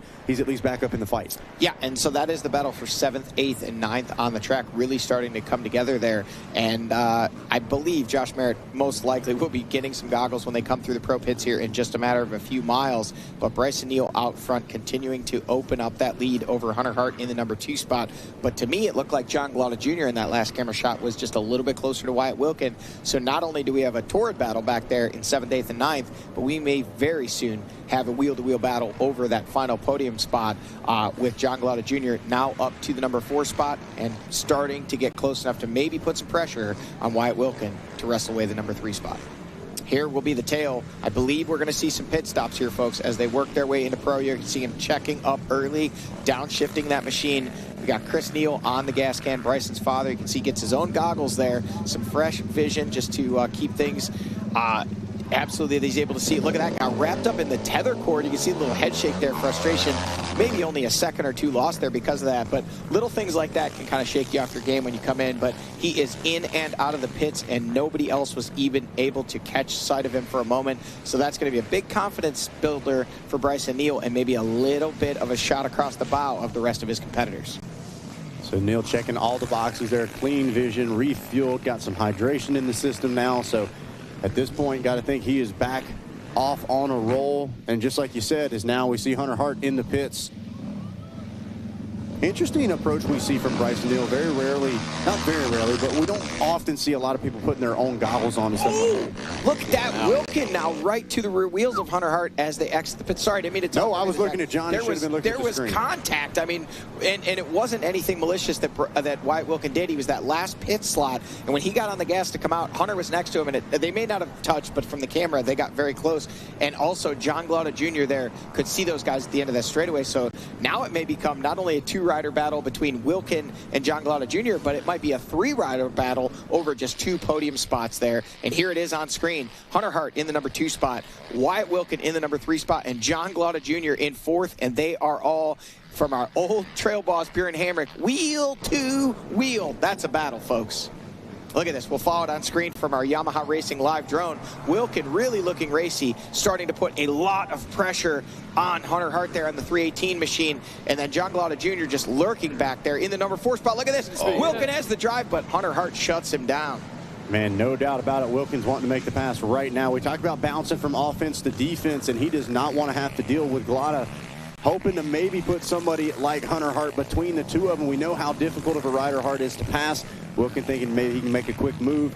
Might allow him to open up just a bit of time on Glada, but once again, the 7-1-2 right back to the rear bumper. Looked to me like Wyatt Wilkin almost just made a gesture there to John Glada Jr., acknowledging that he knew he was there. And maybe those two riders, obviously good friends off the track, maybe they'll try to work together to try to close up that gap to Bryson Neal and drag Hunter Hart with them. But right now, it's a battle over 2nd, 3rd, and 4th on track. Hunter Hart in the number 2 spot, Wyatt Wilkin in 3rd, John Glada Jr. in 4th. And man, this one is a fun one to watch. And I sure am glad we have this Yamaha Racing live drone to be able to follow the action, boys. Yeah, the eyes in the sky. Gabe Scholl doing a great job right now of keeping us on the action as Hunter Hart. Tough spot for Hunter as well. You know, he is the lead rider, so you can kind of decide whether you want to follow along. We've already seen Wilkin try a couple different lines out, so Hart doing the best that he can to ride with eyes in the back of his head as we get ready to watch the Phoenix Yamaha of Bryson Neal checking for another lap. Check back to that battle for 2nd, 3rd, and 4th. And what we're told will be a 4-lap race, making sense 55 minutes into this one. And now just crossing the finish line, Bryson Neal with a 27-minute and 14-second lap time there on lap number 2. And these guys still having, look at this, Wyatt Wilkin making the pass around the outside of Hunter Hart there. And this is coming very near the finish line now. And we saw it, Jackson, you saw it too, Glada having a little bobble there, so he falls just a tick off of that 2-rider battle. Wilkin slingshot engage and went right around Hunter Hart. Now you see Glada back up in the charge, just trying to get back into that fight. Let's see, it's going to be Wyatt Wilkin in that number 2 spot. So as Wilkin checks in and we check the gap, worth mentioning here, if you look at results from the last few years here at Hogwaller, Bryson Neal and Walker Fowler, who's not with us today, I don't know any other way to say it other than they have absolutely decimated the competition. I mean, upwards of 3, 4, 5 minutes ahead at the end of these races of everyone else. Well, after just 2 laps, the lead for Bryson Neal, 47 seconds over Wyatt Wilkin. So it is starting to open up. And starting to open up now is the gap on Wyatt Wilkin over Hunter Hart. Hart back to the number 3 spot. And looking like he really needs to kind of get his hooks into Wyatt Wilkin, because Wilkin definitely has a little more pace right now. But looking at the lap times, a 27:14 for Bryson Neal and a 27:37 for both Wyatt Wilkin and John Glada Jr., the next fastest riders on the track. Hunter Hart with a 27:59, so about 46 seconds slower for Hunter Hart on lap number 2 than your leader Bryson Neal. You can see those lap times on screen there. Yeah, almost identical lap times for Glada and Wilkin. Meanwhile, not the lap for Hunter Hart. He's going to need to shake that one off, see if he can pick a couple of seconds back up. Meanwhile, B. Neal, that's the kind of lap time, Jackson, where it's going to keep you out of trouble, right? You may not decimate the field, as Johnny had said previously, but also, just like we talked about, I don't know that Bryson has got that mindset of just needing to destroy everybody. You win by an inch, you win by a mile. He's got a comfortable couple of seconds. I think he's sitting just pretty. Well, I think what led to that was the fact that those two were battling and they were pushing each other. So, a few seconds just isn't enough. You just keep pushing. Next thing you know, whether Bryson won those or Walker won some of those races the last several years, it was those two were just so far ahead of the rest of the field, specifically here in the sands of Florida. They just seem to have a little more fitness, a little more flow, and a little more pace at this racetrack. Right now, the pace of Hunter Hart in question with that 27:59 after a super strong first lap. And I think Hunter definitely has the skills, definitely has the fitness. He just needs to find that flow, see if he can latch on to Wyatt Wilkin. But right now, it's shifted to almost, again, as you pointed out, Zach, defense mode, because he has the 712 of John Glada Jr. all over him, trying to wrestle away that final podium spot. Well, when we talk about trying to ride with eyes in the back of your head, it's much easier said than done. Actually doesn't sound that easy when you say it either. But we see a couple of little mistakes from Hunter, just pushing a little too hard into some of these berms. It cuts back on the momentum, not quite flowing like we've talked about all day long, Jackson. And meanwhile, John Glada able to kind of swing wide, really bank off of these corners, and you can see him little by little creeping forward onto the back of Hunter Hart. Yeah, we'll see if he can find a line on it. We've been talking about Bryson Hill, and I feel like consistency through all these sections has been what makes Bryson be able to get so much time. It's just 1 second after another, one section after another, one sand loop after another. He is just so consistent in conditions like this, and here we go. We might could see it here soon. See the pass here for this third place spot between Hart and Glotta, as Glotta tries to find a couple more bike links, and he's going to have to find a section to do it in if he can find those bike links. Well, the other thing, if you're John Glotta Jr., you know, sitting right now looking at a podium position just in front of him in the form of the 318 of Hart, you know he's going to want to try to make that pass, not only to try to get that podium position, but also he was running down Wyatt Wilkin just a few miles ago, and now Wyatt Wilkin completely gone and out of this camera shot. He's just picked up the pace. John Glotta Jr. likely feeling like he has that pace to go with, but unable to do that right now with Hunter Hart in front of him. So I think we may see John Glotta get a little bit antsy and impatient here in the coming miles of racetrack. Well, and just like you talked about, Johnny, a friendship and kind of camaraderie between John Glotta and Wyatt Wilkin, as we see your leader here at the FMF PowerPoint. These guys, they know each other. They know their strengths. They know they've been working hard over the offseason. So all we know, Wyatt Wilkin says, wait a second, that's Junior behind me. I know he's been strong. He's looking hungry. I need to get around Hart right now, because we almost immediately saw that sense of urgency and some grown man moves, as Mikey Waynes used to like to say, to get around Hunter Hart for that number 2 spot. Yeah, and he was able to do it, and now we'll see what kind of gap he has opened up here at the 2-mile marker at the FMF PowerPoint. But we know that gap of 47 seconds that Bryson Neal has opened up, looking like it's not in jeopardy right now. Wyatt Wilkin is charging, so we'll definitely keep an eye on it. But I think right now Bryson Neal has a good handle on this race here, at least for the moment. Taking a look here at the FMF PowerPoint, and as I was saying when they made their way around on lap number 1, as we see Wyatt Wilkin on screen now, your second place on board that number 5 machine. This is one of those sections I really feel like the rain has helped out a lot. Hunter Hart now going to make his way by. John Glotta still right there in tow. But yeah, Johnny, I feel like that FMF PowerPoint has really been helped out by the rain. That was a section that just seemed absolutely bottomless, and not quite what we're seeing out there now as the battle continues here. Yeah, and I think that that's how, when the consistency of the sand changes, it develops kind of more braking bumps and chop, smaller bumps that you really feel through the handlebars, but it's the big bumps that really max out the suspension and tax the rider's body so much that we're not seeing as much of, at least so far here, as the sand is just staying more tightly packed with more moisture in it, doesn't get moved around as much. When you land, it doesn't kind of smash and go flying up into the air. Oh, we see that, another move from John Glotta there, putting pressure on the 318 of Hart. And folks, if you're just joining us, this is the battle for the final podium position. Hunter Hart has it, and John Glotta wants it. Both of those almost coming to a dead stop. You know what? I think this may be Stephen Harrell here. As we look, he was only 9 seconds behind when they came through in that number 5 spot. And it was seemingly possibly the pace of Hart starting to slow down a little bit. That may leave them in the grasp of Stephen Harrell, and we may see him get up into this battle in the mix for this final podium position. So hanging here at the FF PowerPoint, watching and waiting. And yeah, last camera shot that we did have of Harrell, he was on the charge.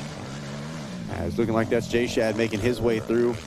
Looks like he has gotten back around Adam McGill there. And now Merritt has also gotten around McGill. Still no goggles there, so interesting. I would assume those guys stopped for fuel, opting to go without the goggles, and McGill back there in the number 8 spot. Yeah, possibly opting to go without the goggles, possibly already having to get rid of them again. Braxton Gross creeping up inside the top 10 now in the overall, as he is now checked in with 2 laps complete with a lead of, let's see here, looking at that XC2 Pro-Am class. Well, there's got to be somebody else there in the mix. 1 minute and 38 seconds over Jeremiah Wolf. So Wolf now up to the number 2 spot, just ahead of Danik Paquin in that number 3 spot. 24 seconds behind Wolf. That is your top 3 in that XC2 class. Wyatt Wilkin on screen in the number 2 spot. 3 miles in to lap number 3. And look at this, John Glotta Jr. around the outside, still not able to make that pass. I will say, looks like Hunter has recovered and is now starting to charge back up closer to the rear wheels of Wyatt Wilkin. So maybe just a little breather Hunter Hart needed there, a little reset, and now he's kind of reinvigorated himself. He's got that intensity back, and pushing the pace. Yeah, you took the words right out of my mouth. And kind of like you talked about with what we've seen from Bryson and Walker, it almost seems like this battle between Hunter and Junior have reignited that fire. Now they're starting to track down Wyatt Wilkin. We talked about that no man's land, how hard it is to maintain a solid pace when you can't see the guy in front of you and you don't have any pressure coming from behind. I'll tell you what's really interesting to me when we talk about that pressure coming from behind. I want to see if we stay with this camera shot. If Stephen Harrell doesn't come here soon, I think that may have been him again, just on the tail end of that shot going through those palmettos, which means he is now within sight of that podium battle. The 3 riders ahead of him of Wyatt Wilkin, Hunter Hart, and John Galata Jr. So shout out to Stephen Harrell. Yeah, no doubt about it. Staying here at this mile 3 mark, waiting to see. And Stephen Harrell not came through, possibly so.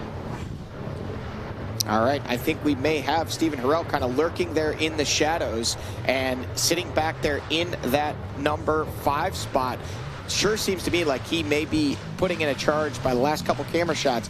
We could see, yeah, and that is Jay Shadron. So that definitely is Stephen Harrell there in that number 5 spot. We'll have to wait and see until we get our next camera shot here at the 5-mile marker. But I think that Stephen Harrell is putting on a charge and getting ever so closer to that battle for a podium position. Josh Merritt making his way through there, getting around one of our amateur riders. Here comes the Gator, Adam McGill there, sitting in that number 8 spot. You know when you can't hear, but you can tell somebody was yelling at the camera right there? I guarantee you, Adam was saying something. And this is what I would be doing if I was out there, guys. No shame on this guy. I'd be tired. I'd be just kind of rolling through the hoops, just taking my time. I would have probably been in the pits by now. At least he's still out there, yeah. I'd be hanging out at the soft serve place. Yeah, I mean, it's just very, so far we've been following our leaders, folks, but these guys right here, some of the best riders in their local and regional series, and this track has just already taken, now mind you, they're still on their 2nd lap of racing. These guys are already getting ready to come through here for lap number 3, and they are worn plumb out, and they still have at least 1, if not 2 more laps of racing to go before they see a checkered flag. It looks like we're going to get a camera shot here at the mile 4 marker this time. Watching and waiting here, looking to potentially see, I think it's going to be our leaders. An homage back to the early VHS days of GNCC racing. There we see Wyatt Wilkin on screen in the number 2 spot. Bryce Neal already having come through here leading the way.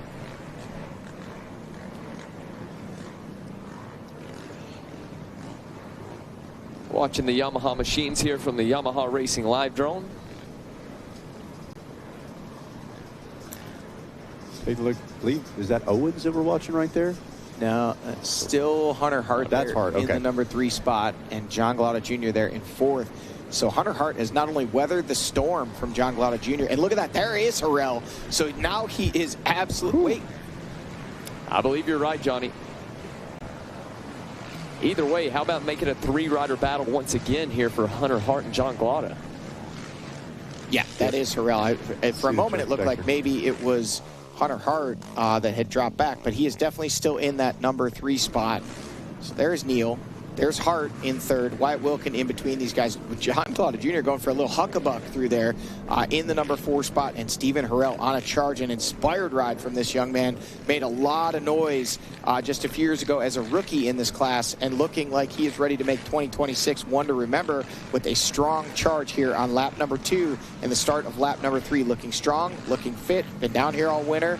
Really looking like he's starting to put some of those lessons he's learned over the last few months to work here as he's reeled in 2 of the best in the business. Hunter Hart and John Galata Jr. just ahead of him, and that is a podium position. That white chest protector you see of Hunter Hart, that is your 3rd place rider. Johnny, just out of curiosity, as we continue to watch this battle here, are the riders that come and train down here in Florida, are they focusing on sand through the winter, or are they mostly focusing on dirt, as that is what we've race mainly at GNCC? Well, when they come down to ride in Florida, you're really just focused on fitness, training, intensity, and you're chasing the weather. It's one of the few places, at least on the eastern seaboard of the United States, where they're able to go ahead and ride during these winter months. And there's not a lot of dirt tracks available in the state of Florida. Even North Florida, it's just a lot of sand. Some of it will be a sandy clay mix, but you don't really chase bike setup too much or riding technique. It's just seat time and just trying to really prep that training. Look at this, John Galata Jr. really starting to get aggressive now, and Stephen Harrell looking good back there in the number 5 spot. Well, this is almost looking reminiscent of what we saw with Wyatt Wilkin and John Glotta Jr. All of a sudden, Jr. realizes he's under some pressure. We start to see a wheel showing, maybe a little contact made. That sense of urgency gets brought up as if John wasn't doing enough to try to make a pass around Hunter Hart. Now he realizes, hey, not only could I be stuck here in fourth, I might be getting passed and pushed back to fifth. Yeah, very well could give Harrell a 2-for-1 special here in this one if the boys don't watch out. I'll tell you what, if they put it on the menu, I think Stephen Harrell is absolutely going to be a taker on that deal. He is looking for an opportunity to really get even closer in this battle, and he's already right there. Here we go, starting to see a bike length or two developed by Hunter Hart here. And it's been a bit of a yo-yo back and forth. Right when you think Glotta's got a good section and he'll get right up to the rear wheel, it's so difficult. We talk about the ATVs compared to the bikes. They almost, I don't want to say they're stuck in those lines, Johnny, but it really is limited opportunities to be able to break out. Even when you do step out of the main line, not always is it faster and helps you get around. There's, once again, perfect example right there, two different lines from Hart and Glotta. Yeah, and I think sometimes if you're in the position that John Glotta is, you know, you're going to take those alternate lines and just hope to make some pressure. Maybe Hunter Hart will have a mistake, or if nothing else, just show him a wheel. Let him know you're there. Like, even though he hears you back there, when he physically has to see you, it just puts that rider on the defensive that much more. But, I mean, we've already seen even here in 2026, Hunter Hart is resilient. You know, he was under pressure from Brandon Owens late at Big Buck on the last lap of racing. Owens able to get around him, and Hunter then putting the pressure on Owens and causing the mistake back that put him back into a podium position. So Hunter Hart very mentally strong. He surely is not going to make it easier on these riders behind him, but right now he is definitely under heavy pressure, not only from Glotta, but also from Stephen Harrell. There is your leader, Bryson Neal, 6-mile marker coming for what will be a white flag in the hands of Ricky Towery in about 8 more miles. We mentioned a very, very long hog waller track here at the at the Wild Boar. Wild Boar. It's a sorry. Wild Hog. Hog Wild is the restaurant up there. There We go. You know, when you live here, you get them mixed up. But look at this. Here it is. Now it looks. Glotta has got it done. Yeah, Glotta up into the number 3 spot, and now Hart under heavy pressure from Stephen Harrell in that number 5 spot. Hart now dropping back to 4th. These guys should be coming by here in just a moment. One thing, go ahead, Jackson. One thing I definitely noticed about Glotta throughout there, we were talking about the line switch, and we didn't see Glotta getting called up that we saw some of the other riders doing, and that might be the track starting to get some of those other lines worked in, but it is paid off for him now as he takes over that 3rd place position. No doubt about it, and you could see the intensity pick up as well. It looked like Glotta had tried to click the afterburners. He's trying to chase down his buddy Wyatt Wilkin. Meanwhile, man, Hunter Hart has not had a break. He was under attack from Wyatt Wilkin, then immediately under attack from John Glotta Jr. Now he wants to take just a split second to try to get a game plan figured out. Nope, Stephen Harrell's knocking on the back door. He wants that 4th place spot and wants to try to freight train along with John Glotta to catch up to the rest of the top 3. So Hart been under non-stop pressure. Might have lost a couple of positions, but you got to give the guy credit. He's been, you know, in the pressure squeezer basically since the green flag. Absolutely, you know, and he really showed great pace that lap 1. He wasn't even in our camera shots. Oh, look at this. Glotta not at all that far behind Wyatt Wilkin, now into that number 3 spot, and it's still Hart right there, so he's still in the mix. Even when he loses those positions, it's not like he's losing the toe. He's able to match the pace. It just seems maybe the intensity is a lot for him right now. We know he's a very fit rider. Maybe that white flag will be just the alarm clock he needs to charge back. Do not count Hunter Hart out of this one just yet. You know, and I've talked with a couple of people debating, obviously, if you're a pro GNCC racer, you're fit. But on the ATV side of things, the balance between cardiovascular fitness versus physical strength comes up a lot. The machines almost double the weight of a bike, and you got to be able to kind of, I don't want to say manhandle these things, but you got to be able to really put them where you want, especially in conditions like this. We've seen them get kicked, the amount of hip strength, the core strength needed to correct those machines. Maybe a bit more physical strength required in conditions like this for an ATV racer. Yeah, I mean, I think it depends on the riding technique. I mean, we obviously have riders of all different statures, height, and kind of build that are successful on both 2 wheels and 4. But if you look at a guy like Bryson Neal, I mean, he's pretty stout. He definitely spends a lot of time in the gym. He's very, not only fit, but he's very physically strong. Looks like there was a joke back in the day that for training, Bryson Neal would bench press his 4-wheeler. And an ATV, race ATV in trim around 420 pounds. So that's a lot of weight, and I wouldn't put it past him. He's a strong individual. So here we see another tall, and there's a lot of taller riders in recent years doing well on the ATVs as well, like Jay Shadman there. Well, no need to bench press the quad right now. He's bench pressing the competition as Bryson Neal is putting the power down and is trying to get away. A good start from Brandon Owens but it was Hunter Hart starting to pick his way through the pack. We thought he was going to sink his hooks into the back of Neal, but the Bidwell Bullet doing what the Bidwell Bullet does, slowly but surely creeping away until he is out of sight. Meanwhile, no rest for Hunter Hart as we started to see Wyatt Wilkin and John Glada Jr. make his way through. They started applying pressure. There we see the first time through the pits. 4-lap race, little bobble, uncharacteristic there. There he kind of had to deadlift the quad up, so he got a little weight session in mid-race. Got back going, and nobody was any the wiser. Couple passes being made now. The pits have come through, and it's Bryson Neal trying to check out and add another win to the tally, 2 for 2.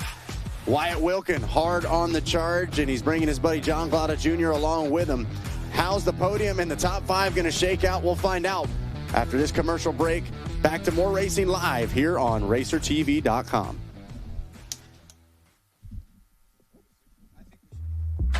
Whatever you drive, however you drive.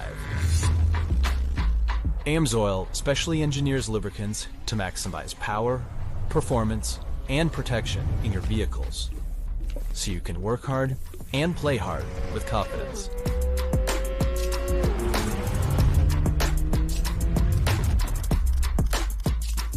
Order online at amsoil.com. Unleash aggression, reliability, and premium quality with Kenda Tires. Delivering exceptional performance on all types of vehicles. Automotive, ATVs, UTVs, motorcycles, bicycles, trailers, lawn and garden, and even golf. Trust Kenda Tires to guide you on your next adventure. Kenda, designed for your journey.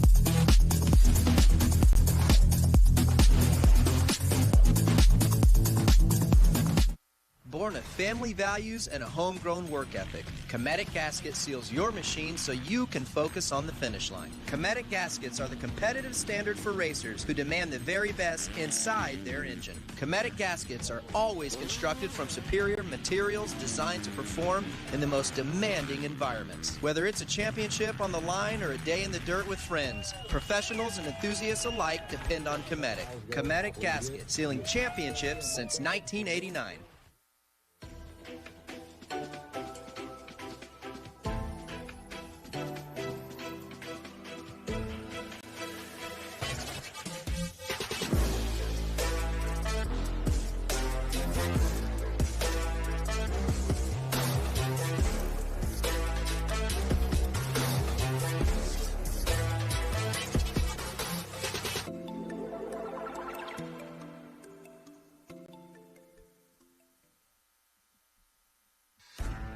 Progressive GNCC Racing is brought to you by Progressive.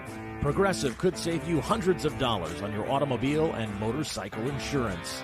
Specialized E-Turbo bicycles. It's you, only faster. Rocky Mountain ATVMC.com. Get ready. Hello, everybody, and welcome back to the Moose Racing Wild Boar GNCC. They said kids don't play outside anymore. I said you've never been to a GNCC race. We went past this section probably 12 times yesterday, Jackson. Every time we saw a different sandcastle. We saw a different racetrack built. May have seen some tears shed, a little bit of sand fighting, but nonetheless, that's good old school fun right there. Yeah, you throw down out there. You know, things get pretty serious sometimes. Well, I was fortunate enough to be able to hitch a ride on the back of the golf cart you guys were on. We were doing show openers, and with our pilot, or our captain, Jackson, and we did see that they had their recess monitor. Yes. Things had gotten wild enough. Maybe there might have been some sandcastles crushed by children afoot, but it just goes to show something for everyone here at GNCC Racing. Later today, we know we've got those STACYC races coming up. We've already had micro races in the morning, so ages 2 all the way up to 200 come out to GNCC. have a lot of fun. You can build some sandcastles. You can race some four-wheelers. You can race some dirt bikes. And something for everybody in the family here. Don't let him fool you, folks. Johnny went back afterwards. I saw him doctoring in that sandcastle. Yeah, you had the little sculpting tools out. You're not fooling anybody. Had his little track build. Yep. Had the, Exactly. He dared a kid to knock his I actually sandcastle. built a replica of the Daytona Supercross, which will be on the Peacock later this afternoon. But let's get back to the racing action. Wyatt Wilkin in the number 2 spot, but look at this, folks. John Glada Jr. has reeled him in there on the number 712 Phoenix Racing Yamaha. And next we should see that battle over the final podium spot, or sorry, not the final podium spot, over 4th. Stephen Harrell has now gotten around Hunter Hart, pushing Hart back to 5th, and Harrell now trying to make a charge, see if he can get back up into the mix for a podium spot.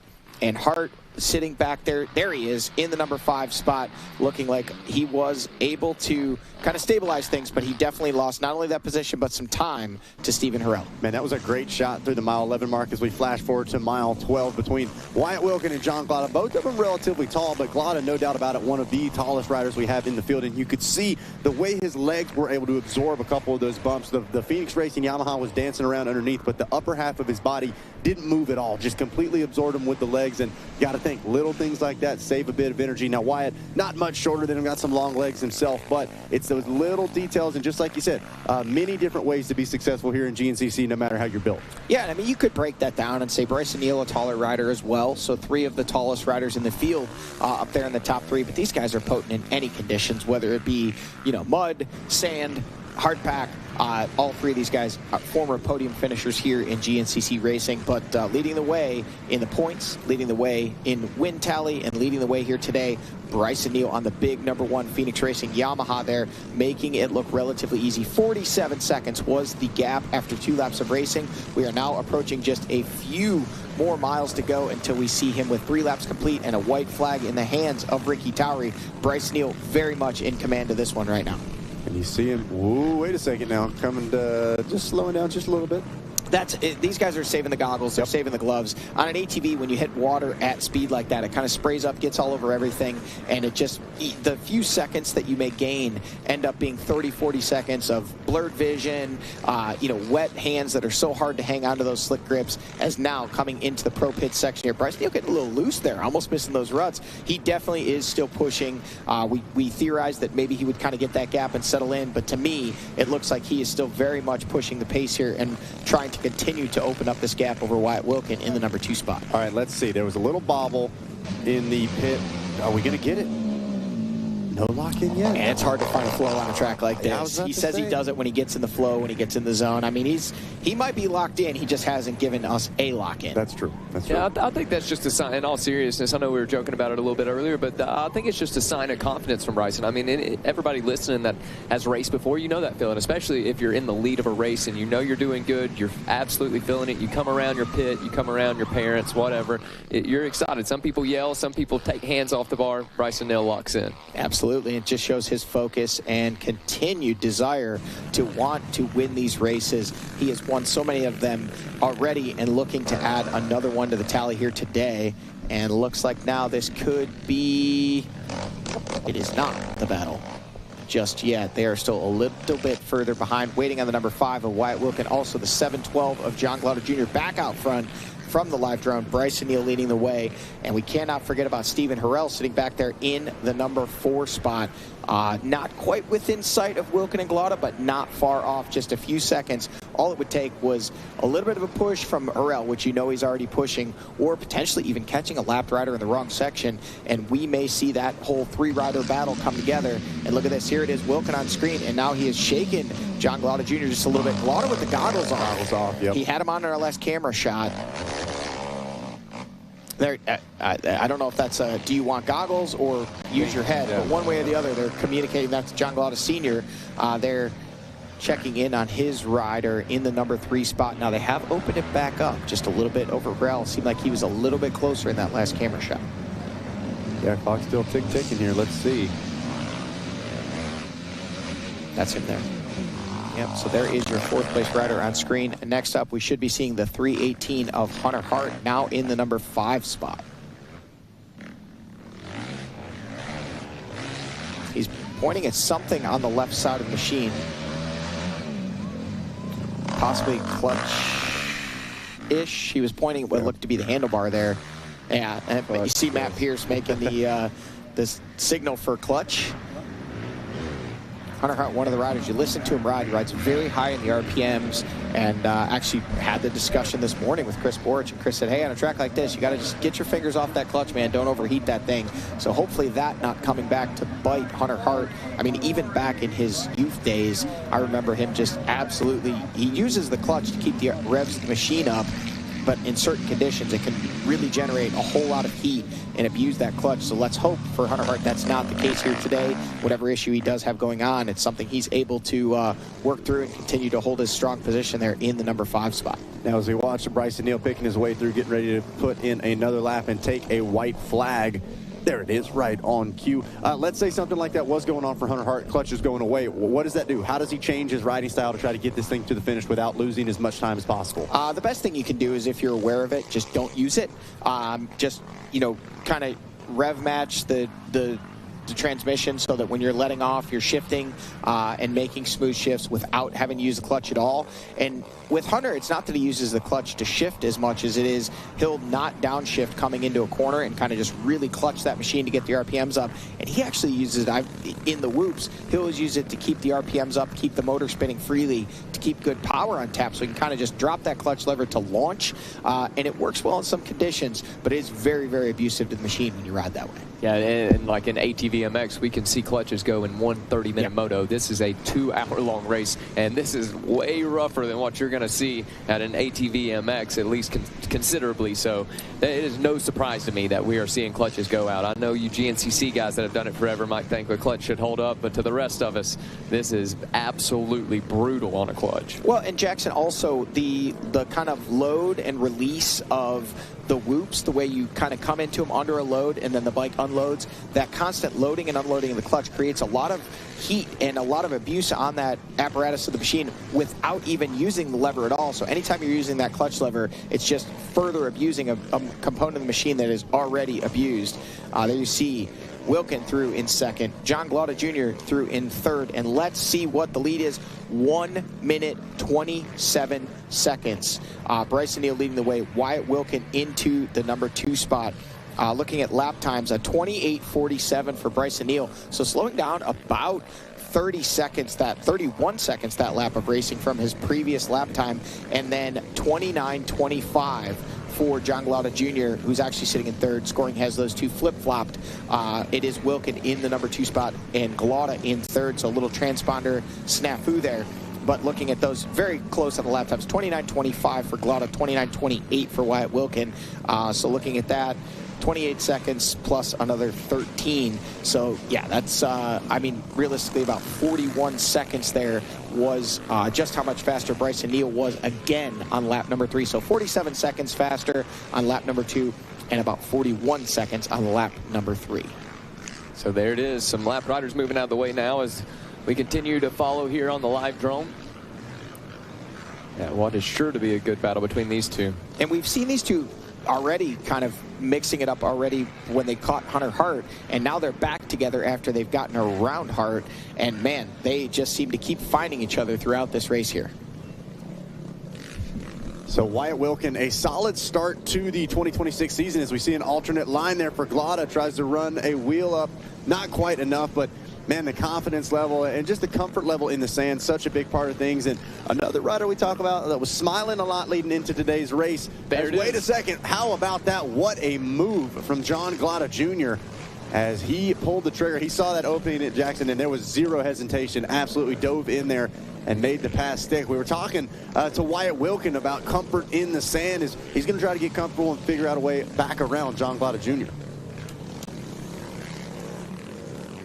Yeah, all winter I told myself, like, let's win round 1. Like, let's work at it, go there, set the tone. And, yeah, the week of the race got super sick. And the mindset changed. I was like, man, I just got to get through this race healthy. And, you know, a good solid top 5 would be cool. And then 2 or 3 days before the race, it just, like, went away. I was back to feeling like myself, and I was excited. Got to a good start and rode up front for quite a while. And was trying to track down Bryson. He was out front. We kind of let him get away, and that can't happen. So clipped the tree and messed my front end all up. The alignment was completely out, and it's a pain in the butt trying to ride a four-wheeler with your tires going different ways. And just brought it home for a second. I was actually really happy with that. Just most people with the bikes bent up like that would fall back, and to be able to maintain second and only 20 or 30 seconds off Bryson was awesome. You know, big changes for Wyatt Wilkin as far as the program and the preparation, and we got to talk about it, the haircut. I mean, that was one of the most synonymous things with Wyatt Wilkin. We had to ask him about it. Let's hear what Wyatt's got to say about the fresh cut. Obviously, chopped off the hair. I had talked about it here and there, but wasn't sure if I was going to. I loved it for the racing world. Like, it was easy to pick me out. It was easy for kids to come up. They knew exactly who I was. Look for the straggly, long-haired guy, and you could find me. And just everyday life, man, it got to be too much. The mud races sucked, and in the gym was a pain in the butt. So one day I just had enough of it. Chopped the hair, new identity, new number, new gear, just a whole different guy. Just come in here fresh slate and give it what I got. As soon as I cut it off, I rode that next weekend, and I didn't realize how good vents worked in helmets. Like, had no idea. I threw my helmet on, and I went out, and I was going like first gear, and I felt all the wind going down the back of my head, and I was like, wow, like, okay, these helmets actually do vent. So that was a big change, and it's been nice when I get done racing. I don't have to worry about it. Go get a quick shower, and I'm good to go. And no, it's been nice, honestly. Man, I bet it is nice. I really do, especially those new nice helmets that he has. You got a fresh cut coming in. Yeah, I'm a little bit in the same boat. One thing, though, that I don't have is that mustache we see on Wyatt Wilkin. That thing's looking good. Well, we're watching here from the FMF PowerPoint at our 2-mile marker. Bryson Neal already having come through this section of racetrack, and Wyatt Wilkin with his fresh new cut, looking like there is John Glauda now in the number 2 spot. What's impressive to me, Glauda not only made that pass and started to stretch it out, but doing it without goggles. Yep. We saw his dad motioning to him on the side of the racetrack. Either use your head or do you want goggles, or maybe it was a combination of both. You never know. But he was not only able to eat that roost, but make the pass without the advantage of having goggles. That is really can take its toll on the eyes. We spoke earlier about some of the issues we saw on Sunday at round number 1.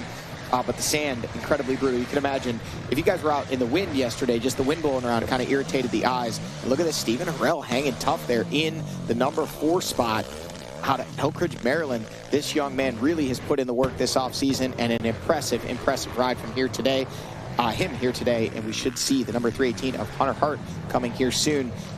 Motioning to the folks on Pro Row that he was potentially having some clutch issues. We are speculating. We have not gotten an update on that, but he was pointing to what looked to be the clutch lever, and he has now dropped a little bit more time from our last camera shot to Stephen Harrell there. Sitting back in the number 5 spot is Hunter Hart. While we wait for him here, everybody watching on Racer TV, I just wonder if they're having the same trouble we are with recognizing Wyatt Wilkin after this haircut. Yeah, that was my go-to. I mean, I'm not eagle-eye. There's Hunter Hart. You know, he's kind of got the camelback and the chest protector. With Wyatt, it was the luscious locks. I told him he needs to get some, what are they called, extensions, and just clip onto the back of his helmet for our sake. It's all about us. I mean, that's why Wyatt does, or Bryson does the lock-in. So there we see Bryson Neal on cue through at the 3-mile marker with a very impressive nearing 1 1/2 minute lead, 1 minute 27 seconds after 3 laps of racing. This is the final go-round here for the race today, sitting with near a 1.5 minute lead. He is looking at putting the second win in as many races here, Jackson. Really starting to shape up as a strong start to the season for Bryson Neal. Yeah, it sure is. Bryson's doing exactly what he needed to do coming into this 2026 season, and he's executed. So far, so good. An hour and 31 minutes into this one. 3/4 of the way there. Should be just at around that hour or 2-hour mark, I should say, to finish this one out. Yeah, 55 minutes after 2 laps of racing, so I think we may come up maybe 10-ish minutes short, but the pace did slow down. I think we pointed out it was about 30 seconds for Bryson Neal on that last lap. They slowed down from the previous lap of racing. There is John Glauda Jr., your second-place rider through on that 712 Phoenix Racing Yamaha. So let's point that out. A Phoenix Racing 1-2 as they run on track right now. I believe that is Wyatt Wilkin around the outside line. They're carrying a lot of speed. Still looking like he's not ready to quite hand over that second place position to Glaude. He's going to continue chasing with about 11 miles left here in this very, very rough racetrack today. Well, and on top of that, it still looked like Glaude may be pulling just a little bit more still with no goggles and maneuvering through lap traffic as well. So he's not just getting roosted by lead lap riders. He's getting the spray from the lap riders as well. We saw Harrell charging through there. So Glaude is definitely feeling strong here late into this race. And I tell you, go ahead, Jeff. Go ahead, Johnny. When you have Stephen Harrell sitting back there in the number 4 spot, it puts additional pressure on both Wyatt and John sitting there in second and third. They very badly want those podium positions. They don't have a lot of breathing room. So Stephen Harrell really kind of sitting in the catbird seat. Either one of those riders having even just the slightest of miscue could lead to him, which would be his first ever GNCC overall podium. How about that? John Glaude Jr., what I was going to say is seeing him make their way by one of the amateur rider there. We say it before the race starts. You may point to the side that it's safe to pass you on, and he did just that. So a big shout out to him for making sure to get out of the way, and something to think about for some racers that'll be business soon as Hunter Hart now makes his way through. And no doubt about it, guys, that pace has definitely slowed down for Hart. It has, but, kudos to Hunter Hart stabilizing what could have gotten a lot worse if he is having some clutch issues or a bike issue. He still has a pretty sizable gap over Jay Shadron in that number 6 spot. So if he knows that, or even if he doesn't, just trying to, I don't want to say limp that machine along, but manage it. He's got about 11 miles left to get that machine to the finish line. Solid top 5 points after a podium at round 1, still putting him very much in the mix for this overall championship. But at some point, we saw Hunter do it for a lap, but these guys are going to have to start taking the fight to Bryson Neal, because when he's able to get out front and just click off these wins, we talked about it, confidence, it just becomes getting in that zone, and he starts, without ever saying it, you start feeling like, hey, you never want to say unbeatable, but I've got these guys covered, and that can be a dangerous thing this early in the season. And look at him just rhythming through there, looking like he had that mapped out, maybe took a little skid steer out there and groomed those up so smooth through that section of racetrack. I couldn't tell if that was Bryson Neal or Joel Hetrick out there on the Phoenix Yamaha. I mean, the number 1 hopping and skipping, jumping their way through. And I don't think he slowed down at all. It just goes to show he's hopping his way through, even picking his lines. I always like watching how far ahead it seems like Bryson Neal's paying attention to. He very rarely seems to get off guard, and I eat my words right there. But he had to be looking ahead. And from our drone, we could see that lap rider rep because of the brush on the ground there, the way there was just that slight curvature in the trail. Bryson, you could tell, did not see him till the last moment, made that adjustment, but just so quick to react. I mean, cat-like reflexes, adjusting his body, adjusting that machine, missing that stalled rider there, and able to just continue on with his race on the way to looking like what could be another win here in 2026. Still just aggressively charging through those corners. I mean, we talk about the perceived effort that's being put out by Bryson, and it truly is. It's so hard to gauge. I feel like with some of these riders, you can see it in the body language. Here you see John Glaude Jr. still charging hard, soaking those bumps up with everything he can. But with Bryson, it's just so hard to tell when he's going flat out, when he's cruising at 75, 80%. It's just the guy always seems like, and he puts himself in good positions to where you don't always have to ask. You can say, hey, he's out front. Does he need to sprint? Is he able to just maintain? So Bryson checking all the boxes right now. Is Wilkin flowing his way around that corner as well? And I think this is a great performance out of Wyatt Wilkin, to be on the podium. Oh, just as we say that, wow. He's now got even more pressure. And Stephen Harrell looking hungry. And honestly, to me, in that shot, Stephen Harrell definitely looking more aggressive and more on the charge than Wyatt Wilkin. But even if he can get to the rear wheels of Wilkin, he's still going to have to try to make that pass. Well, and it definitely looks like the gap had closed up, too. Oh, for sure. Yeah. He's on a charge. And John Glaude not that far ahead. So Stephen Harrell, second. Is it possible? He's looking fit, he's looking hungry, and he's charging very, very hard. Johnny, as our expert here, when I watch Stephen Harrell, I've noticed that this whole race, it seems to me like his suspension is a good deal harder than anybody else that I've been seeing.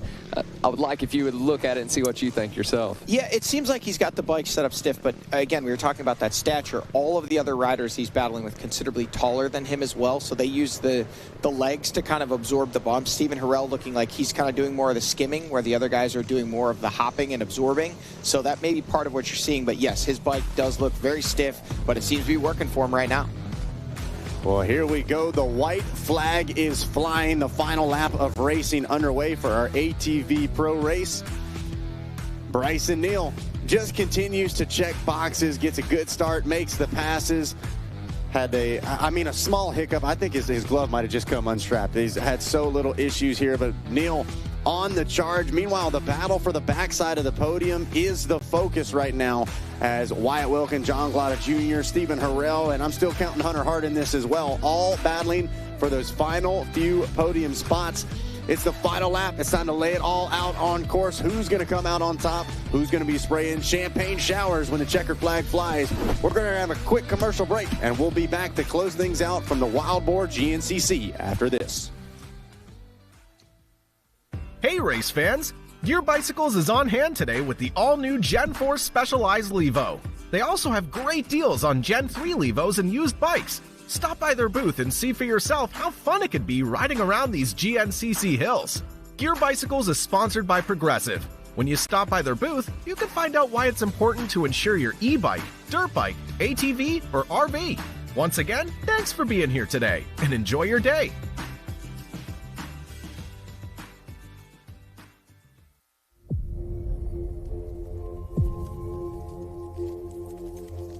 We've been there since the very beginning. 20 laps, the main event, the mud, the blood, the beer. Organizing the industry and building champions.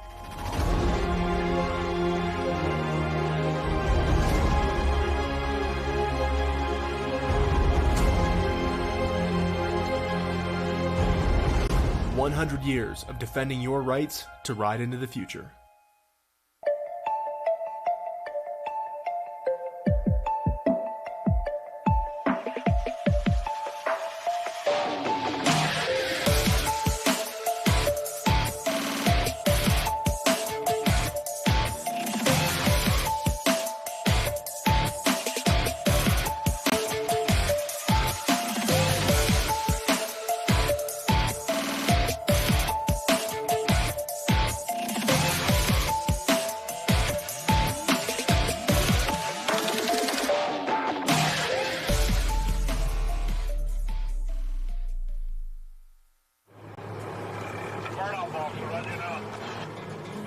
Community, family, teamwork.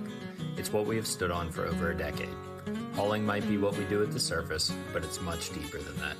Because what you need matters. When you need a haul, give us a call at 724-852-4488. For 24 hours a day, 7 days a week, and 365 days a year, we at JD Enterprises are prepared to serve you.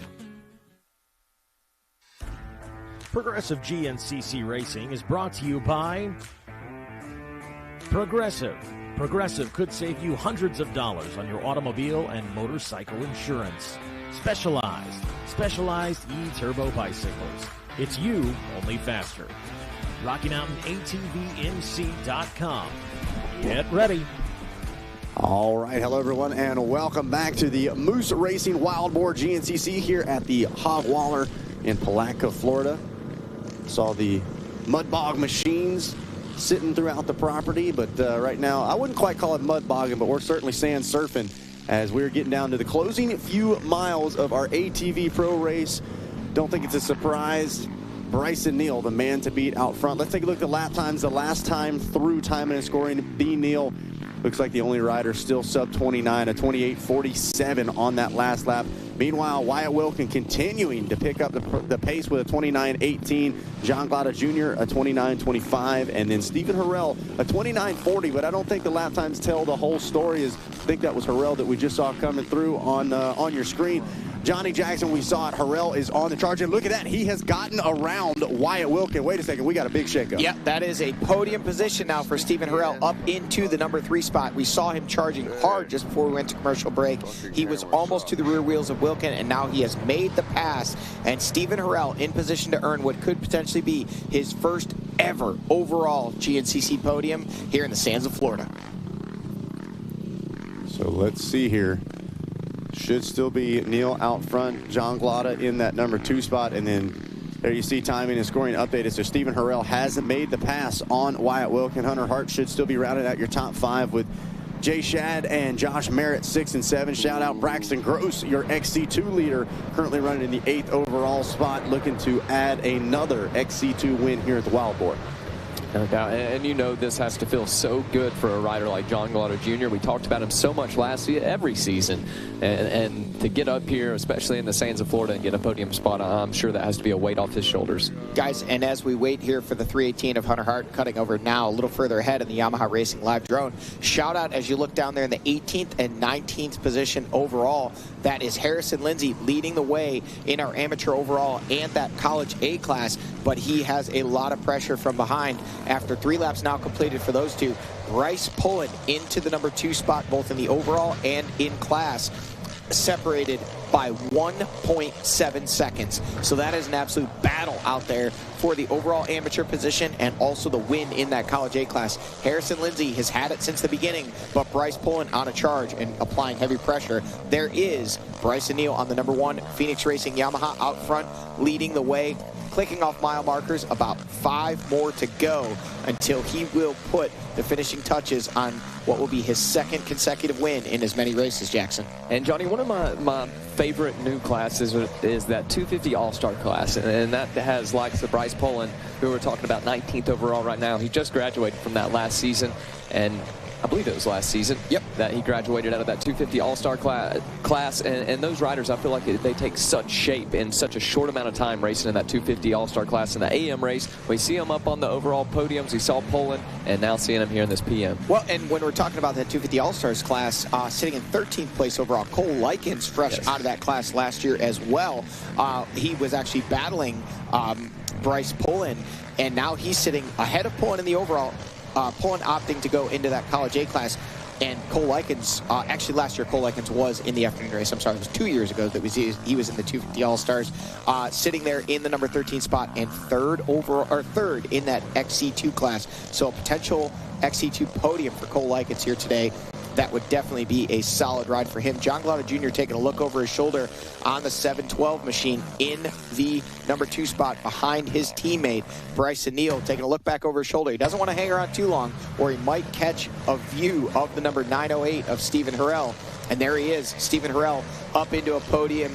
And if you're a Stephen Harrell fan, if you're a fan of young riders having breakthrough rides, today's the day. And right now, Harrell in the number 3 spot, and he is continuing to open up the gap over Wyatt Wilkin in that number 4 spot. There was a Stephen Harrell fan right there on the side of the track cheering him on. And these guys leaving it all out there right now. Harrell, John Glotto Jr., you can tell when Jr. came by just then, he looked like he was truly leaving it all out there. Seeing a little bit more lankiness in his stance, seeing those goggles still off, you know he's putting up a strong internal fight right now. Yeah, Wyatt Wilkin definitely looking like he is feeling the effects of this long and very rough race. You can kind of see the body language there. He is cashed out. Everything that he had to give, he has given it. I don't think we're going to see a charge out of him to try to close that gap back up on Harrell. Although when I say try, he's trying everything he can. He is just out of energy, and he has given all of the fight he has today. Still sitting very strong in that number 4 spot after a second place finish at round number 1 just 2 weeks ago. Still leaving him in a good points position as we head into round 3 here in just a week's time. Yeah, and just like we talked about at the top of the show, don't forget the fastest turnaround between rounds coming up this week. So these guys going to hang out in Florida maybe a couple days and then head straight to Talladega. So don't want to leave yourself too depleted to where you allow yourself to potentially fall under the weather this week. You want to try to show up in as good a possible position as you head into Talladega. Yeah, and I think one rider that is very aware of that, Bryson Neal, you can see kind of a lot of standing up this last lap of racing, already starting to somewhat recover and get himself in position to come out swinging again in just 7 days' time. Out front with a comfortable lead of about a minute and a half. And it's really starting to look like this one maybe, barring some kind of unforeseen circumstances, in hand for Bryson Neal. Doesn't really seem to have the same sense of urgency that we were seeing earlier, Jackson.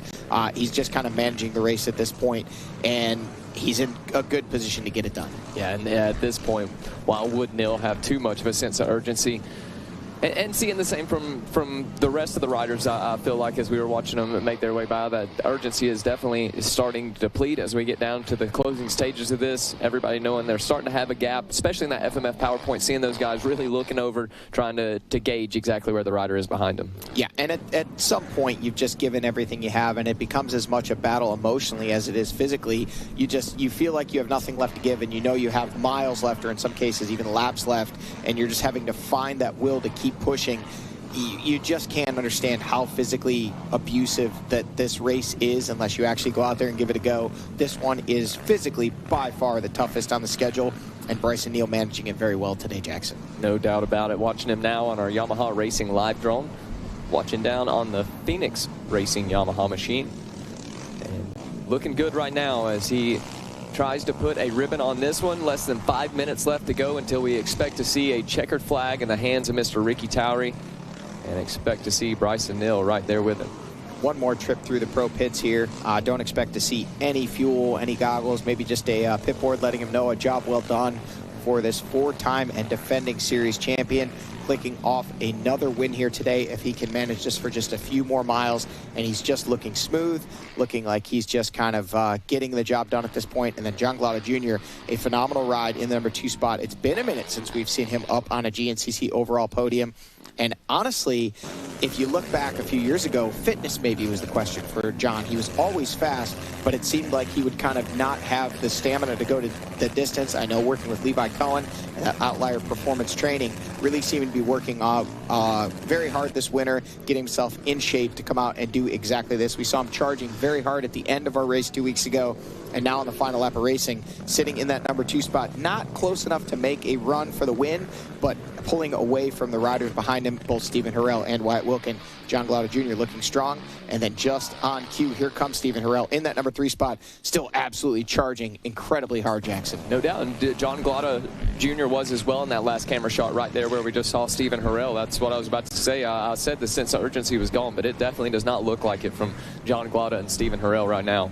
Well, and Glada likely knows that Harrell, or possibly even Wilkin, who's sitting here in the number 4 spot, looking like he's gathered it up, still pushing hard.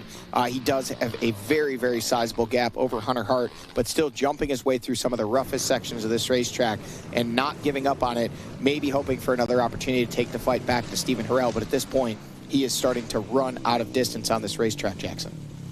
No doubt about it. Seeing Wyatt Wilkin making his... Was that Wyatt? That was Wyatt coming through there in the number 4 spot, and then there is Stephen Harrell that just came through here a mile further ahead on the racetrack in that 12-mile marker, sitting in that final podium position. And a big celebration coming for that rider, that team. His girlfriend, Hannah Hunter, finishing second in that WXC race earlier today, and there is Wilkin now coming through at the 12-mile marker as well in that number 4 spot. Again, one of those things, we won't get a post-race interview with Wyatt Wilkin most likely, but you know he's going to be a little disappointed to have that podium position in hand up into the number 2 spot, giving that position up then to John Glada Jr., and then on this final lap of racing, giving up the final podium position to Stephen Harrell. But still, in a rough race like this, to come out 4th, to be healthy, to keep the machine together, and know that he gets to do battle again in just 7 days' time, I think when it all settles in, Wyatt Wilkin will be relatively content with his performance here today. That's exactly what I was thinking, Johnny. With a quick turnaround, it is rough on the riders, rough on the machines, and rough on them to try to get the machines ready, but nonetheless, at least they get a opportunity in just 7 days' time to go out and battle for it again. But here we go, Johnny, going to make our way into the pit row now for the final time for Bryson Neal. Oh, there we go. We got a kick in. That was actually Matt Pierce who coined the lock-in phrase there on screen. Bryson Neal giving him a little foot off, showing him a little bit of flair coming through the pro pits there.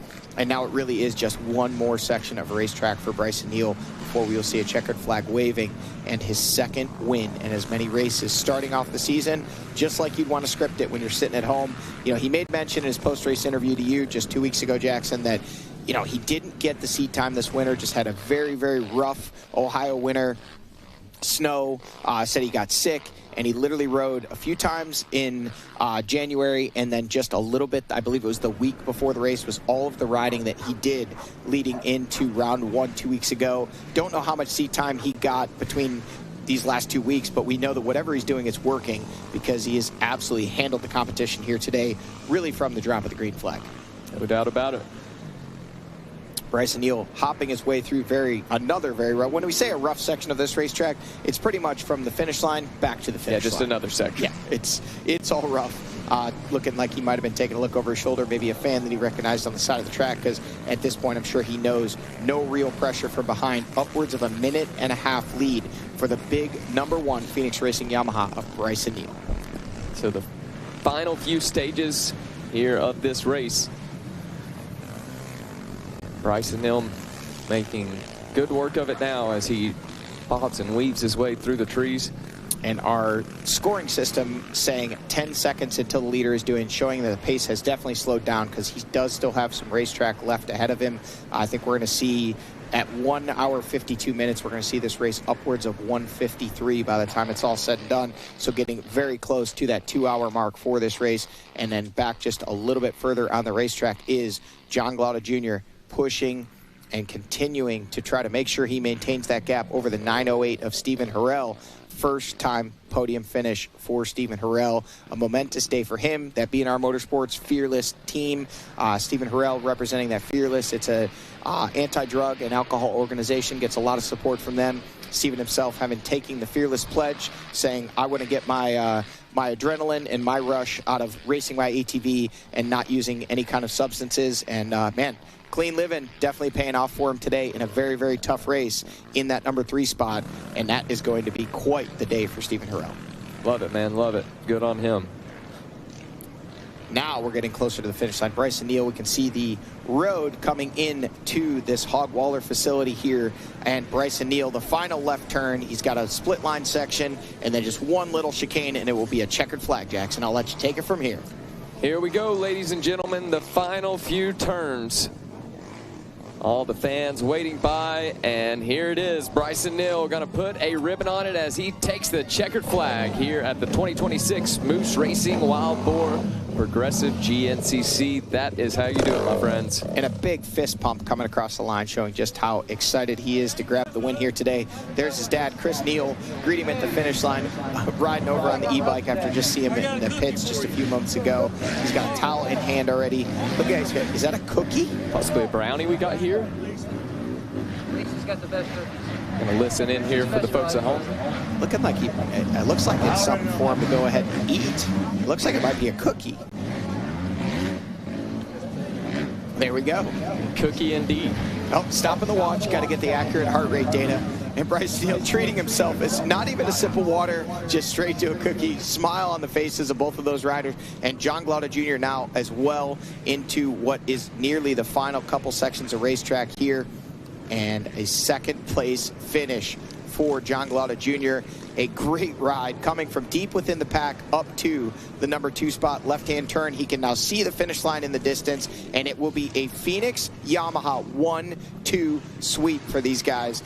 What a ride for John Glaude Jr. No goggles, but also no problems for this rider, pushing the pace, coming across the finish line. And welcome to the podium in 2026, John Glaude Jr.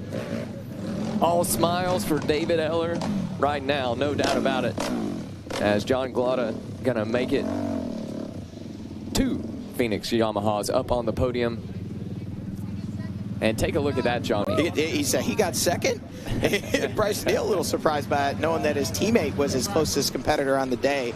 But a great day for those guys. And how about it for this young man right here, Stephen Harrell. One last left turn, and then he can see it, the checkered flag in hand. First career podium for Stephen Harrell. Do not think it will be his last, but he put in one heck of an effort here today to put himself on the box in that number 3 spot. The hard work pays off. Congratulations, Stephen. That is Ryan Smith, one of the owners of B&R Motorsports, a big supporter of Stephen Harrell and his race program. You can see there is his girlfriend, Hannah Hunter, coming in after her own second place finish earlier today. What a ride for this young man. Stephen, congratulations. What an effort, leaving everything out on the track, coming through, and he is not a man of much emotion, but you can see Ryan Smith there is. He is incredibly proud of his rider, putting it on the box. First career podium, a moment he will never forget. Maybe after all that celebrating there.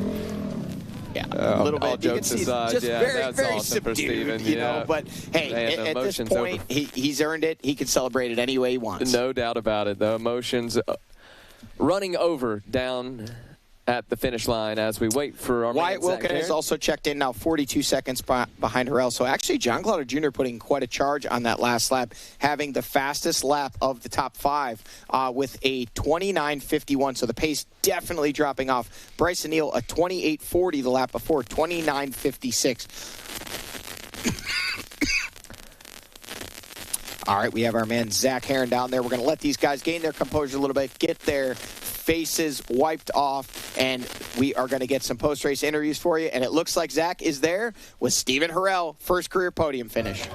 Thanks, guys. Yeah, I'm down here with Stephen Harrell. He's got the job done. We saw the emotion from the crew around you, man. How good does it feel? I know you've been chasing this for a while, but, man, it was just incredible riding, especially as the race went on. It seemed like you were able to increase your speed, increase your pace. You've talked about the preparation coming in this season. This has got to be a good example of what you've been working on. Yeah, for sure. As you know, the beginning was tough. You know, I had to find my groove, but once I found my groove, I was good to go. I knew at the end I'd be good. I know I can work hard at the end, so I just put the hammer down and, you know, did my best. That's all I could do. Well, and we talked about your building over the last year and a half or so. We've seen the speed. We know the fitness is there as well. You got a great program around you, but to really put all the pieces into place, got to think this is a little newfound motivation, a newfound Stephen Harrell coming into the rest of the season. Yeah, for sure. You know, just trying to ride smooth and Can you still hear us, Adam? trying to find that intensity I have at the end and the beginning. You know, that's going to be the key. You know, to stay, you know, getting on the podium consistently, I got to figure out the first 2 laps and just get my head out of my butt. That's all. Hey, well, it was an impressive ride, man. Certainly impressive to watch you get things done at one of the most physically challenging tracks of the year. For sure. Overall, it was a good day and stayed smooth and, you know, all glory to God. If it weren't for him, I wouldn't be here right now. So all glory to him. Well, there it is, Stephen Harrell, first overall podium, and he's already looking for more. Well, there you go. I mean, that is quite the feeling. You know, he left everything out on the track, and for him to be that happy and, you know, knowing all the work he's put in, finally paying off for him here today. We saw him so strong a few seasons ago. Last year, kind of maybe a sophomore slump in that XC1 class, but charging hard here at the beginning of 2026 and a first career podium. That is going to be a very, very happy man getting to enjoy that for the next 7 days before he gets an opportunity to back it up. A very deserving rider, no doubt. And another one coming up next, as I believe Zach going to be standing by with John Glada Jr.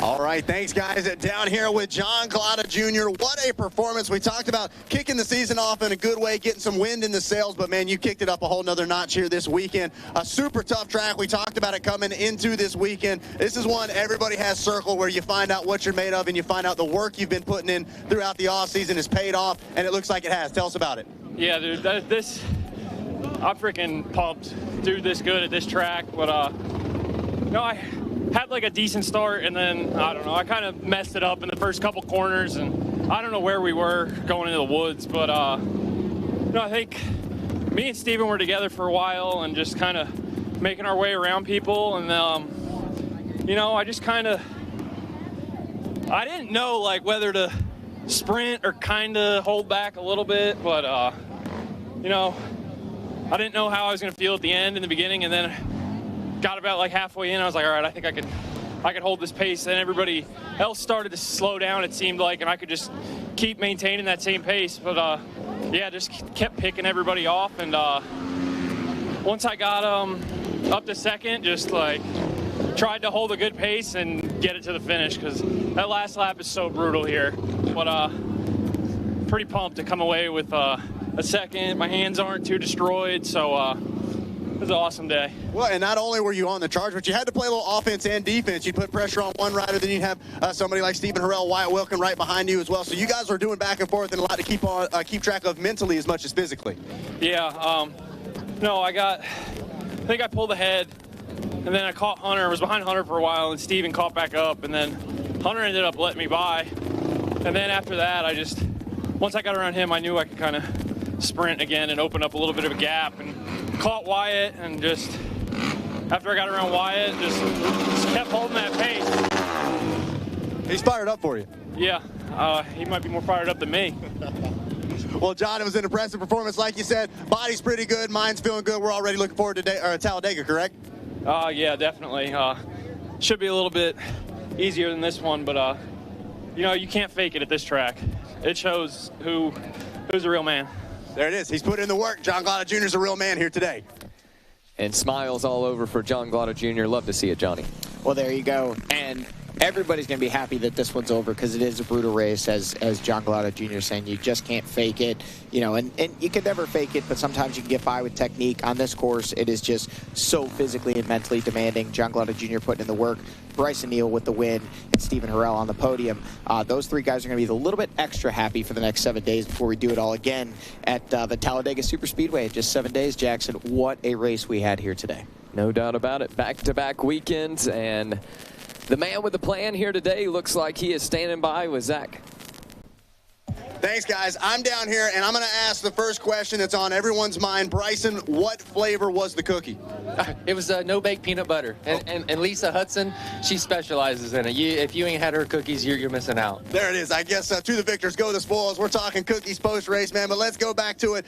Obviously, this is one of the most physically demanding tracks. You're a rider that takes a lot of pride in your fitness and preparation. Talk about executing some quick moves early, and then just the rest of this moto. From the view on Racer TV, it looked almost flawless. Yeah, man, everyone got start was super crucial. I think we was third going into the woods. We was able to make a pass on Hunter around the 2 mile marker. Was able to get around Brandon Owens, I think, before around the 5, the 6, somewhere in there. And man, whenever we got out front, we just kind of just rode our own race. I just stayed consistent, stayed strong. Man, the Phoenix ATV Yamaha with the Kenda tires, tuned by Elko Solutions, Walsh components. It was just floating today. It was feeling really awesome. Made a little boo-boo on lap 2. Clipped the tree, had to get off the bike, get back on.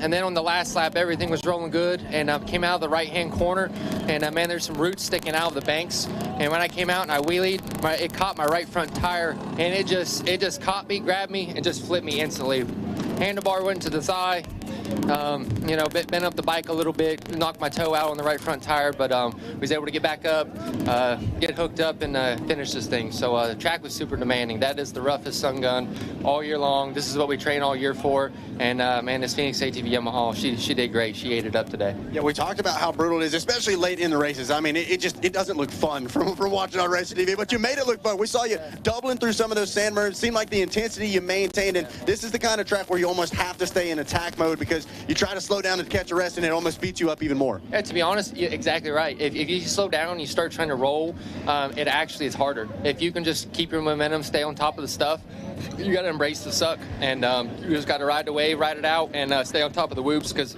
as soon as you start to fall off pace and you start to go in and out of the whoops and you're not doubling, you're not staying on top, it gets really, really nasty. And man, I swear, every year I leave this place, I just like, Dad, I wish you could walk around the track and just like see the gnarly holes that we're just bouncing in and out of. I mean, 4 foot deep. I mean, it's insane. I wish everybody here could just take a lap around the track and just see what it's like.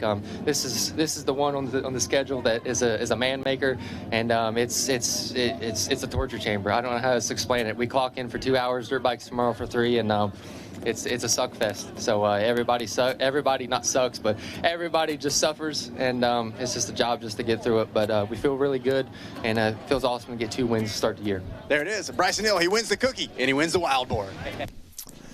Well, Jackson, Lisa Hudson, if you're out there listening, Racer TV studio is in the back corner of the property here by the start. We'll take some of those no-bake peanut butter cookies. We hear you doing better than anybody else. Bryson Neal using that as his reward, but this one was an absolute barn burner here today, Jackson. As we got underway with this one, Bryson Neal, we knew he was ready to go, but we didn't know exactly how much seat time he had, not only between rounds, but even coming into season. But he kind of removed all doubt once things got underway. They were lined up. Everybody was ready to go here in this XC1 class. And who was it going to be who was quickest at the reaction? Well, it was the 246 of Brandon Owens, grabbing the early lead around the inside there. And Bryson Neal sitting back in about that number 5 spot. Chris Forge and Hunter Hart were right there putting pressure on early. But by the time we saw these guys coming through here at about the 5 mile marker, Bryson Neal up to the number 2 spot, and Hunter Hart already into 3rd. Wyatt Wilkin there lurking back. Brandon Owens was still leading the way at this point. Josh Merritt, Stephen Harrell, and the rest giving chase. But this one was really a high pace right from the very beginning. No doubt about it. And by this point, we already see the Bidwell Bullet up to the top spot. Hunter Hart just behind him, searching after it. Seeing some sightings of the Gator here today as well. A great start to this one as we see him right now with a fist in the air. Yeah, giving kind of a signal to his buddy Jay Shadron there. Those two were hooked up early on in this one, and the Gator was looking pretty impressive. See where he finished up once we go to our top 10 recap.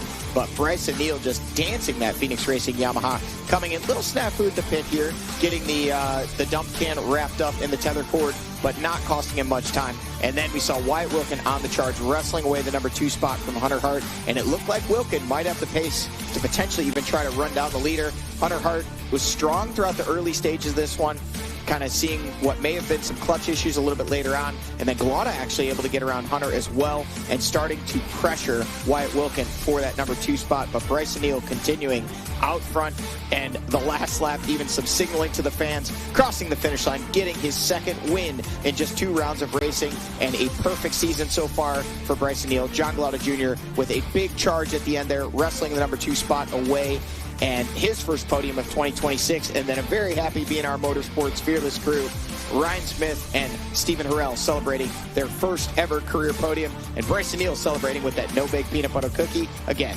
the Racer TV studios, back left corner of the property. You want to bring us a cookie with Lisa Hudson? We'll try those out. Yep, Johnny, as GNCC returns to the Sunshine State, we brought the action with us here this weekend. Water race. Yep, and we see our top 10 rundown here on screen. We already mentioned our top 3, but Wyatt Wilkin, Hunter Hart, Braxton Gross out of that XC2 class, then Jay Shadron, Josh Merritt, Adam McGill, and Grayson Eller rounding out the top 10 overall when it was all said and done here today. So there it is, Johnny, the XC2 class. We normally talk about big takeaways here. Braxton Gross out of that XC2 class going to be my big takeaway from the day, no doubt. We saw the XC2 in 9th and 10th there at round number 1. How about a 6th here at round number 2? Yeah. Braxton Gross, very impressive here today. But obviously the most impressive at all, my takeaway from this one, brutal. We won't even talk about any specific riders. We heard Bryson Neal talking about it being just a torture chamber out there, Jackson. The track is very rough. We're going to do it again tomorrow for 3 more hours. But it really tested these guys physically and mentally. And as John Glada said, as Bryson Neal said, it really just came down to who wants it most and who wants to be a man. Well, we saw those 3 men on top of the podium at the end of the day. Yeah, like Bryson Neal said, he embraced the suck, and he made it look easy here today. Absolutely. It was quite the battle. And again, we're going to do it all here again in just a few days. We've got some more upcoming action here on Racer TV Live. Stay tuned. Again, tomorrow we'll do 3 hours at 12:30 p.m. for our pro bike race. And then we've got the RCSX, the Amateur Supercross, 8 a.m. to 5 p.m. on the 2nd. And then we'll reset the gate and do it all again at Talladega, with our coverage coming through on Saturday, March 7th, my birthday, at 1:30 p.m. And then at 12:30 p.m. we'll be going live with the pro bike race from the Talladega Superspeedway up in Talladega, Alabama. And Jackson, I'll let you take this rundown, everybody that made it all happen. Here we go. On behalf of our executive producer, Kerry Russell, our producer, OPAG Adam Gordon, our director, Don Hampton. Sorry, Don. Our replay director, Cameron Cotter, doing a great job here today. Engineer in charge, Jordan McFadden. Second engineer, Jack Renner. Manager, Dan Reinhardt. Official spotter, David Hollywood Kripe. Our camera operators, Josh Hefner, Adam Arndt, Jamie McCreevy, Adam Atkins, Matt Gabriel, Mike Nichols, Dave Kelch, and Jack Renner. Our drone pilot, Gabe Scholl. On behalf of Zach Herron, Johnny Gallagher, and myself, Jackson Burrow, thanks for tuning in on RacerTV.com.